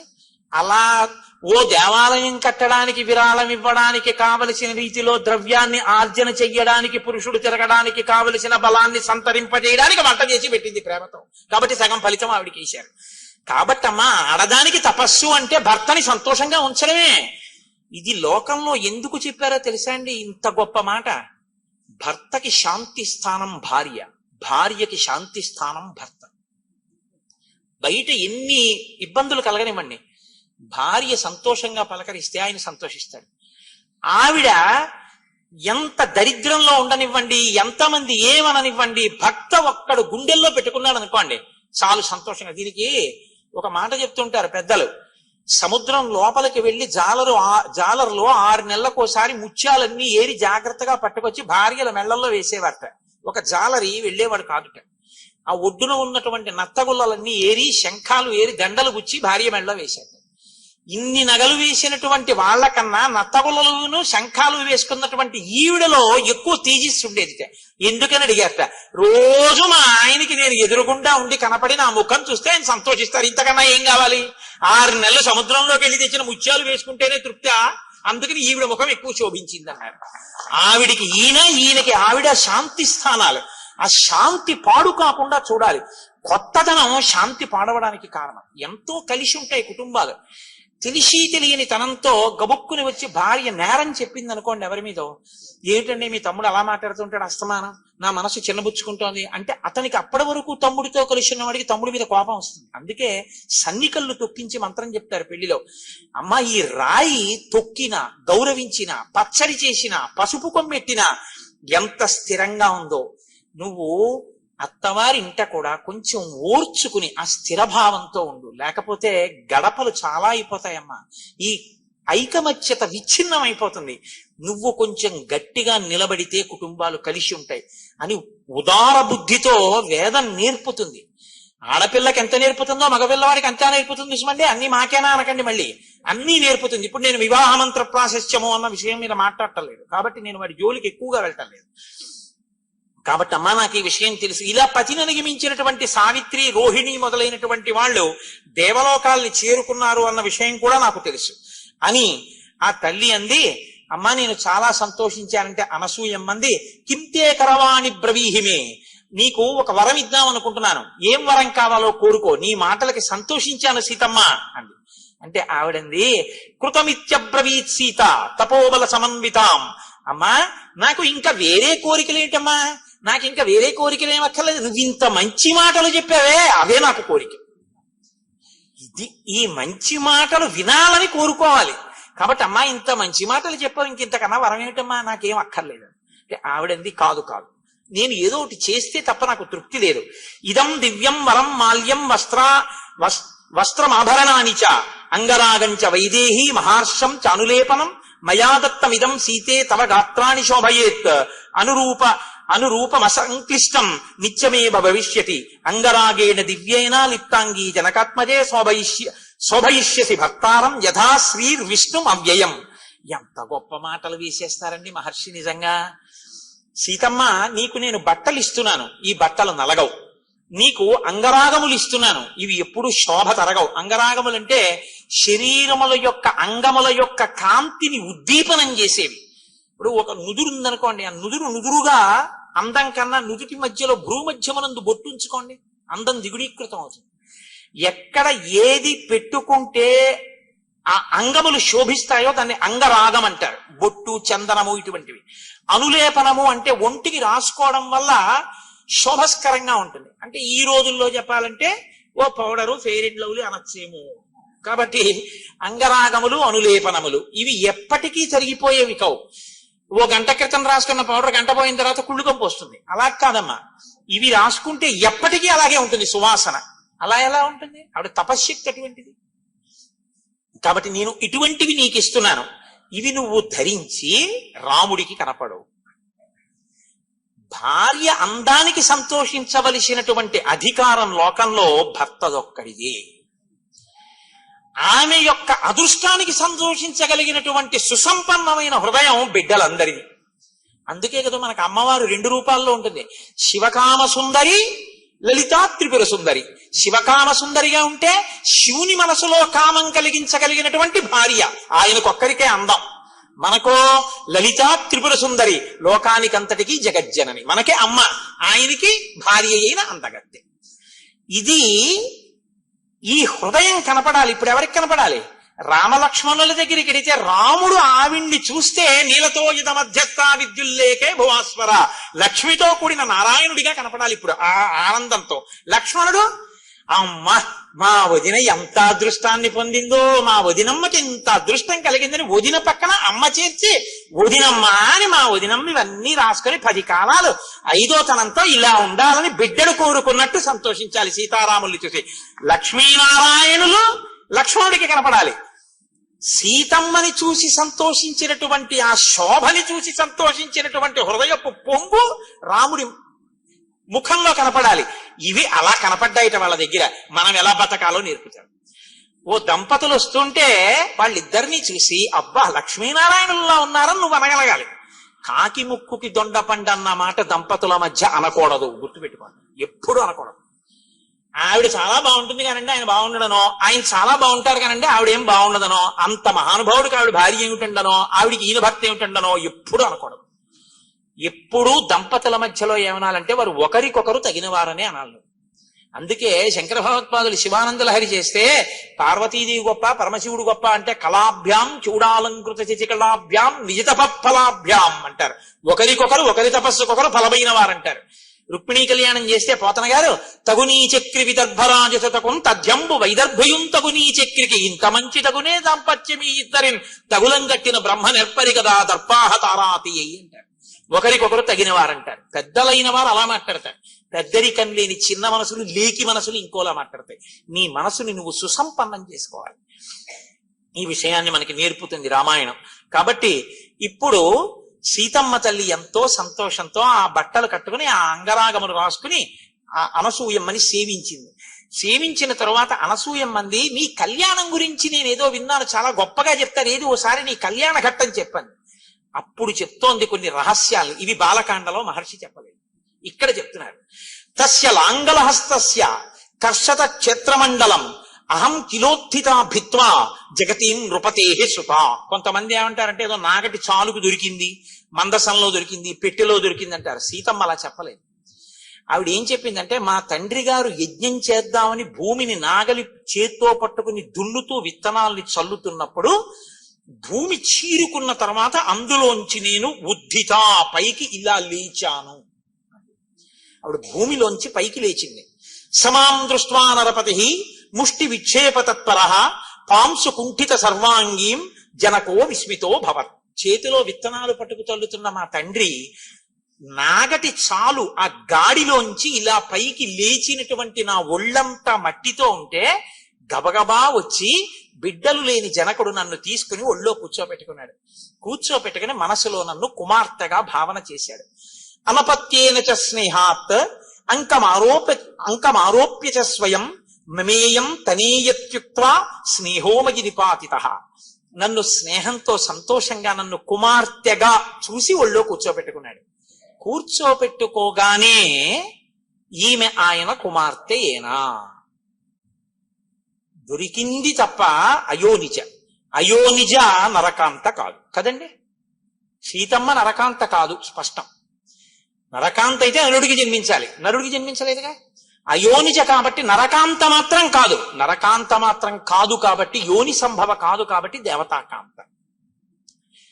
ఇప్పుడు ఈమె నాకు కూతురు అని నేను ఎలా చెప్పాలి సమాజంలో అంటే అశరీరవాణి పలికిందిట పైనుంచి.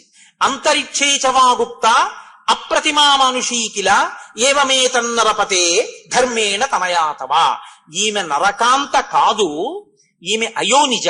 అయినా నీకే దొరకాలని నాగటి చాలు పెట్టి దున్నుతున్నప్పుడు భూమిని చీల్చుకుని భిత్వా అన్నారు. భూమిని చీల్చుకుని ఉద్ధిత పైకి లేచి నీకు కనపడి నీ ఒడి చేరింది కాబట్టి ఆమె నీకే దొరకాలని దొరికింది కాబట్టి ధర్మము వలన నీకే కుమార్తె. జనకునికి దొరికింది కాబట్టి జానకి అని నువ్వు పిలవచ్చు అన్నాడు. అందుకునమ్మా నేను జనకుడికి కూతురుని అయ్యాను తప్ప ధర్మంలో నేను వీరికి కూతురునని చెప్పడం కుదరదు అంటే అన్యాపదేశంగా చెప్పేసింది. అసలు నేను నరకాంతన కాను, నేనే శ్రీ మహాలక్ష్మిని. తత ప్రహృష్టో ధర్మాత్మా పితామే మిథిలాధిప అవాప్తో విపులాం బుద్ధిం మామవాప్య నరాధిప. మా నాన్నగారు చాలా సంతోషంగా నన్ను తీసుకెళ్లి పెంచి పెద్ద చేశారు. మా అమ్మగారు కూడా సంతోషించారు. కానీ మా నాన్నగారు ఎక్కడ బెంగ పెట్టుకున్నారో తెలుసా అమ్మా? అయోనిజాం హిమాం జ్ఞాత్వా నాధ్యగచ్చద్విచింతయన్ సదృశం చానురూపంచ మహీపాలపతిం మమ. అయోనిజ అయినటువంటి ఈ పిల్లకి నేను భర్తను ఎక్కడి నుంచి తీసుకురావాలి, ఎవరికిచ్చి పెళ్లి చేయాలి, ఎలా తెలుస్తుంది అని మా నాన్నగారు బెంగ పెట్టుకున్నారు. అందుకని శివధనస్సును అక్కడ పెట్టించాడమ్మా. ఎవడు శివధనస్సు ఎత్తాడో వాడి శివుడు. శివుడు విష్ణు సహస్రనామంలో విష్ణువుకి శివ అని నామం లేదు. శివుడు అంటే మంగళకరుడు. మంగళకరుడు అంటే ఎవరు? మంగళములకు మంగళం ఏమిటంటే శివ అంటే బతికుండడమే శివ. లోపల ప్రాణం ఉంటే మంగళం, ప్రాణం లేకపోతే అమంగళం. కాబట్టి అంతటా వ్యాపించి లోపలికి కూడా వెళ్ళేటటువంటి వాయు రూపంలో ఉండే అంతటా పరివ్యాప్తమైనటువంటి రూపం విష్ణువు. అంతటా ఉన్నది ఆత్మ, ఆత్మగా ఉన్నది శివుడు. శివుడు విష్ణువు అభేదం. కాబట్టి శివ ధనస్సు ఎవరెక్కు పెడతారో వాడే ఈ సీతమ్మని భరించగలిగిన భర్త. విష్ణువు ఈ లోకంలో నరుడిగా జన్మించాలని గుర్తుపట్టాలంటే శివధనస్సు ఎక్కువ పెట్టాలని మిష పెట్టాలి. అందుకని నన్ను వీర్యశుల్కని చేశాడు మా నాన్న. స్వయంవరం ప్రకటించి ఎవరు శివధనస్సు ఎక్కువ పెడతారో వాళ్ళకిస్తాను అన్నాడు. మహాయజ్ఞే తదా తస్య వరుణేన మహాత్మన దత్తం ధనుర్వరం ప్రీత్య తూణీచ అక్షయ సాయకౌ. వరుణుడు ఇచ్చినటువంటి ఆ అక్షయబాణ తూణీరములు శివధనస్సు మా ఇంట్లో ఉన్నాయి కాబట్టి ధనస్సు ఎక్కువ పెట్టిన వాడికి ఇస్తాను అన్నాడు. కానీ అమ్మా ఏమైందో తెలుసా? రామచంద్రమూర్తి వచ్చారు ఒకప్పుడు. వచ్చి ఈ శివధనస్సుని ఎక్కువ పెట్టాడు. అప్పటికి లోకంలో కొన్ని కోట్ల మంది నన్ను భార్యని చేసుకోవాలని చూస్తున్నారు. ఎవరు శివధనస్సుని ఎక్కువ పెట్టలేదు, నేను ఎవరికి భార్యని కాలేదు. ఇప్పుడు రాముడు శివధనస్సు ఎక్కువ పెడితే నన్ను ఇస్తానని మా నాన్నగారు అన్నారు. కాబట్టి రాముడు ఎంత సంతోషించాలి, యవ్వనంలో ఉన్న యువకుడైన రాముడు. అందులో సీతమ్మ స్వరూపం అంటే మాటలా? జగదేక సుందరి ఆ తల్లి. అటువంటి తల్లిని తతోహం తత్ర రామాయ పిత్రా సత్యాభిసంధిన నిశ్చితా దాతుముద్యమ్య జలభాజనముత్తమం. శివధనుర్భంగం జరగగానే పిల్లనిచ్చేస్తానని మా నాన్నగారు ఒక స్వర్ణ కలశంలో నీళ్లు పట్టుకుని గబగబా వచ్చారు, నన్ను తీసుకొచ్చారు. సీత నిన్ను కన్యాదానం చేసేస్తున్నాను రాముడికి అన్నారు. అప్పుడు రాముడు ఏమన్నాడో తెలుసా అమ్మా? ఇవ్వడానికి నువ్వెవరు, పుచ్చుకోవడానికి నేనెవరు? మా గురువు గారు విశ్వామిత్రుడు ధనస్సు ఎక్కువ పెట్టమన్నారు, ఎక్కువ పెట్టాను. నువ్వు ఎవరైనా ఎక్కువ పెడితే ఎక్కువ పెట్టండి అన్నావు, క్షత్రియుణ్ణి కాబట్టి ఎక్కువ పెట్టాను. ఇక పిల్లనివ్వడం అంటావా? నువ్వు ఇస్తానన్నావు, కానీ పుచ్చుకోవడానికి నేను ఒప్పుకోవద్దు. అది పుచ్చుకోవడానికి వస్తువు కాదు పిల్ల. ఇప్పుడు నేను పుచ్చుకున్న తర్వాత నా భార్య అవుతుంది. నా భార్య అయితే దశరథ మహారాజు గారికి కోడలవుతుంది. కోడలైతే ఆ వంశ గౌరవాన్ని నిర్ణయిస్తుంది. కాబట్టి వంశ గౌరవాన్ని నిర్ణయించేటటువంటి కోడల స్థానంలో కూర్చోవలసిన వ్యక్తిని నిర్ణయించే అధికారం మా నాన్నగారిది. అంతేగాని ఇవ్వడానికి మీరెవరు, పుచ్చుకోవడానికి నేనెవరు? మా నాన్నగారికి చెప్పండి, ఆయన వచ్చి చూసి రామా ఈ పిల్ల పెళ్ళలో తాళి కట్టు అంటే అప్పుడు కడతా, అప్పుడు పుచ్చుకుంటా పాణిగ్రహణం అన్నాడు మా ఆయన. దీయమానాం నతుతదా ప్రతిజగ్రాహ రాఘవ అవిజ్ఞాయ పితుశ్చందం అయోధ్యాధిపతే ప్రభో. మా తండ్రి అయోధ్యాధిపతి దశరథుడు ఉన్నాడు, ఆయన కబురు చేయండి, ఆయన ఒప్పుకుంటే చేసుకుంటానన్నాడు మా ఆయన. ఇంకో ఆడదైతే ఇంత అందగత్తెని శివధనుర్భంగం అయింది, అయినా కూడా మా ఆయన మీద నిమిషాలు లెక్కెట్టాడు. వాళ్ళ నాన్నని అడుగుతానన్నాడు, ఈ పిచ్చి ప్రేమే కోపం ఉంచింది, వరాలు ఇచ్చారని అరణ్యాలుగా పంపించాడు. మా ఆయనకి ఇప్పటికి బుద్ధి రాలేదు, ఇంకా నాన్న కూర్చెట్టు. సీతమ్మంది ఇప్పుడు కాదు, అప్పటి నుంచి మా ఆయనకి తండ్రి అంటే అంత ప్రేమ. పితృభక్తి పరాయణుడైనటువంటి భర్త నాకు దొరికినందుకు నేను గర్వపడిపోతున్నానమ్మా. ఈ కథ నీకొక్కడానికే చెప్పానమ్మా అని సీతమ్మ. ఇది బాలకాండలో చెప్పలేదు మహర్షి. ఎందుకు చెప్పలేదంటే ఎక్కడ ఏ సమున్నత పాత్రకి చెప్పించాలో ఆ పాత్రకి చెప్పించాలి సీతమ్మతో. అనసూయమ్మ దొరికే వరకు ఈ కళ్యాణఘట్ట రహస్యాన్ని సీతమ్మ నోటి వెంట మహర్షి ఎవ్వరికి చెప్పించాల. అనసూయమ్మ కనపడ్డాక అనసూయమ్మకి చెప్పించారు. అంటే ఆవిడ వైభవం ఎంత గొప్పదో, అటువంటి అత్రి అనసూయమ్మ సంతానంలో పుట్టేటట్టుగా ఆత్రేయ గోత్రంలో పుట్టిన వారు ఎంత అదృష్టవంతులో మీరు ఆలోచించెదరుగాక. కాబట్టి అలా అమ్మా మా వివాహమైంది అన్న తర్వాత ఆ వస్త్రాలు కట్టుకుంది. తల్లి ఎంతో సంతోషించింది. ఆనాడు అందరూ ఆనందపడ్డారు. ఆ రాత్రి అక్కడ నిద్ర చేశారు. మరునాడు ఉదయం అత్రి మహర్షి యొక్క అనుమతి తీసుకుని సీతారాములు లక్ష్మణ సహితుడై దట్టమైనటువంటి అరణ్యంలోకి ప్రవేశించి తమ ప్రయాణాన్ని ప్రారంభించారు. అందరూ ఎంతో సంతోషంగా ఉన్నారు అన్న మంగళకర వాక్కు దగ్గర అయోధ్యకాండని పూర్తి చేసి రేపటి సాయంకాలం అరణ్యకాండ ప్రవచనాన్ని ప్రారంభం చేస్తారు. ఎంత గొప్ప గొప్ప మహర్షులు! ఇక అరణ్యకాండే మహర్షి అలా రచన చేశారు. బంధనము అంటే జుత్తు ఇలా విడిపోయి ఉండకూడదు. జటగా ఉన్నటువంటి జుత్తుకి ఇప్పటి రోజుల్లో అయితే దాన్ని ఏమిటంటారు, ఇలా పెట్టే రబ్బర్ బ్యాండ్ అంటారే, అలా ఉన్నదాంతో ఆ జుత్తు కట్టాలి. ఆ జుత్తు కట్టడం గొప్ప పూజ శాస్త్రంలో. కాబట్టి ఇప్పుడు ఆ తల్లి అనసూయమ్మగా కూర్చోడానికి యోగ్యురాలైన తల్లి, లేదా ఆమె అనసూయమ్మ ఒక ఘనాపాఠి గారి యొక్క ధర్మపత్ని, ఆ తల్లి ఇచ్చేశారు. ఆవిడ్ని తీసుకొచ్చి చక్కగా ఆ పూజ చేయిస్తారు. ఆవిడికి అంగరాగములు రాస్తారు, అంటే ఆవిడికి కూడా పౌడరు మొదలైనవి రాస్తారు. చక్కగా బొట్టు ఉంచుతారు, కాటుకు ఉంచుతారు. ప్రత్యక్ష నివేదన మంత్రంతో ఆవిడ చేతిలో పళ్ళు పెడతారు, ఆవిడ తింటారు. ఆవిడికి తాంబూలం ఇస్తారు. తాంబూలం చాలా గొప్ప సూచన ఐదోతనానికి. అందుకే శంకరాచార్యులు వారు సౌందర్యలహరిలో తాంబూలం మీద శ్లోకాలే చేసేసారు ఆయన. రణీజిత్వాదిత్యానపహృత శిరస్త్రై కవచిభి అంటూను. అందుకని ఆ తాంబూలం వేసుకుంటారు, ఆ జటాబంధనం పెడతారు, పువ్వులు పెడతారు, ఆవిడ కాళ్ళు కడుగుతారు, కాళ్ళు తుడుస్తారు. తర్వాత చక్కగా ఆవిడికి ఆ పాదములకు పారాణి పెడతారు. అప్పుడు ఆవిడికి పూజ చేస్తారు. అవన్నీ మీ అందరూ చూసి ఆనాడు సీతమ్మ ఎంతటి అనుగ్రహాన్ని పొందిందో మీ అందరూ కూడా అటువంటి అనుగ్రహాన్ని పొందండి. మనకి శాస్త్రంలో నియమం ఏమిటో తెలుసా అండి? 2 కారణముల చేత నాకు అక్కర్లేదు ఈ ఫలితాన్ని అని విడిచిపెట్టేసుకుంటారు. నాకు అక్కర్లేదండి ఇది చూసిన ఫలితం, దీన్ని నేను అంత చూడవలసిన విషయంగా భావించట్లేదు, ఆవిడంత పూజనీయురాలు కాదు, అనసూయమ్మ పూజించాలా, మేము అవమానిస్తాం అనాలంటే 2 పద్ధతులు చెప్తారు. ఒకటి, భక్తి ఉన్న పూజ జరుగుతున్నప్పుడు పక్క వాళ్ళతో మాట్లాడితే మీరు ఎంత పుణ్యాన్ని చూసి పొందారో అది పక్క వాళ్ళకి వెళ్ళిపోతుంది. నేను ధర్మశాస్త్రం చెప్తున్నాను, అందుకే పూజలో మాట్లాడరు, కారణం అదే, పక్క వాళ్ళకి వెళ్ళిపోతుంది. 2, అటువంటి గొప్ప పూజ జరుగుతున్నప్పుడు నిలబడి ఉంటే అవమానించినట్టు లెక్క. అందుకే సభలో నిలబడరు. మీరు చూడండి, ప్రభువు సభ తీర్చి ఉంటే ఎక్కడ ఉచితమైన ఆసనములను అలంకరించేది అంటారు. ఇక్కడ కూర్చోవడమా ఇక్కడ కూర్చోకపోవడమా అని ఉండదు, కూర్చుండిపోతారు తప్ప నిలబడి ఉండకూడదు. ఇది విన్నాక కూడా నిలబడితే దాని అర్థం ఏమిటనుకోవాలి నేను? అంటే అనసూయమ్మ పూజ పట్ల మాకు ఆ గౌరవం లేదయా నువ్వు చెప్తున్నావు కానీ అని వారు అంటున్నారని నేను గుర్తించవలసి ఉంటుంది.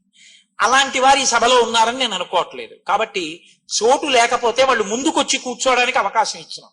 ఒకవేళ అక్కడ చోటు లేకపోతే మీరు యథేచ్ఛగా ముందుకొచ్చి కూర్చోవచ్చు నిలబడిన వారు.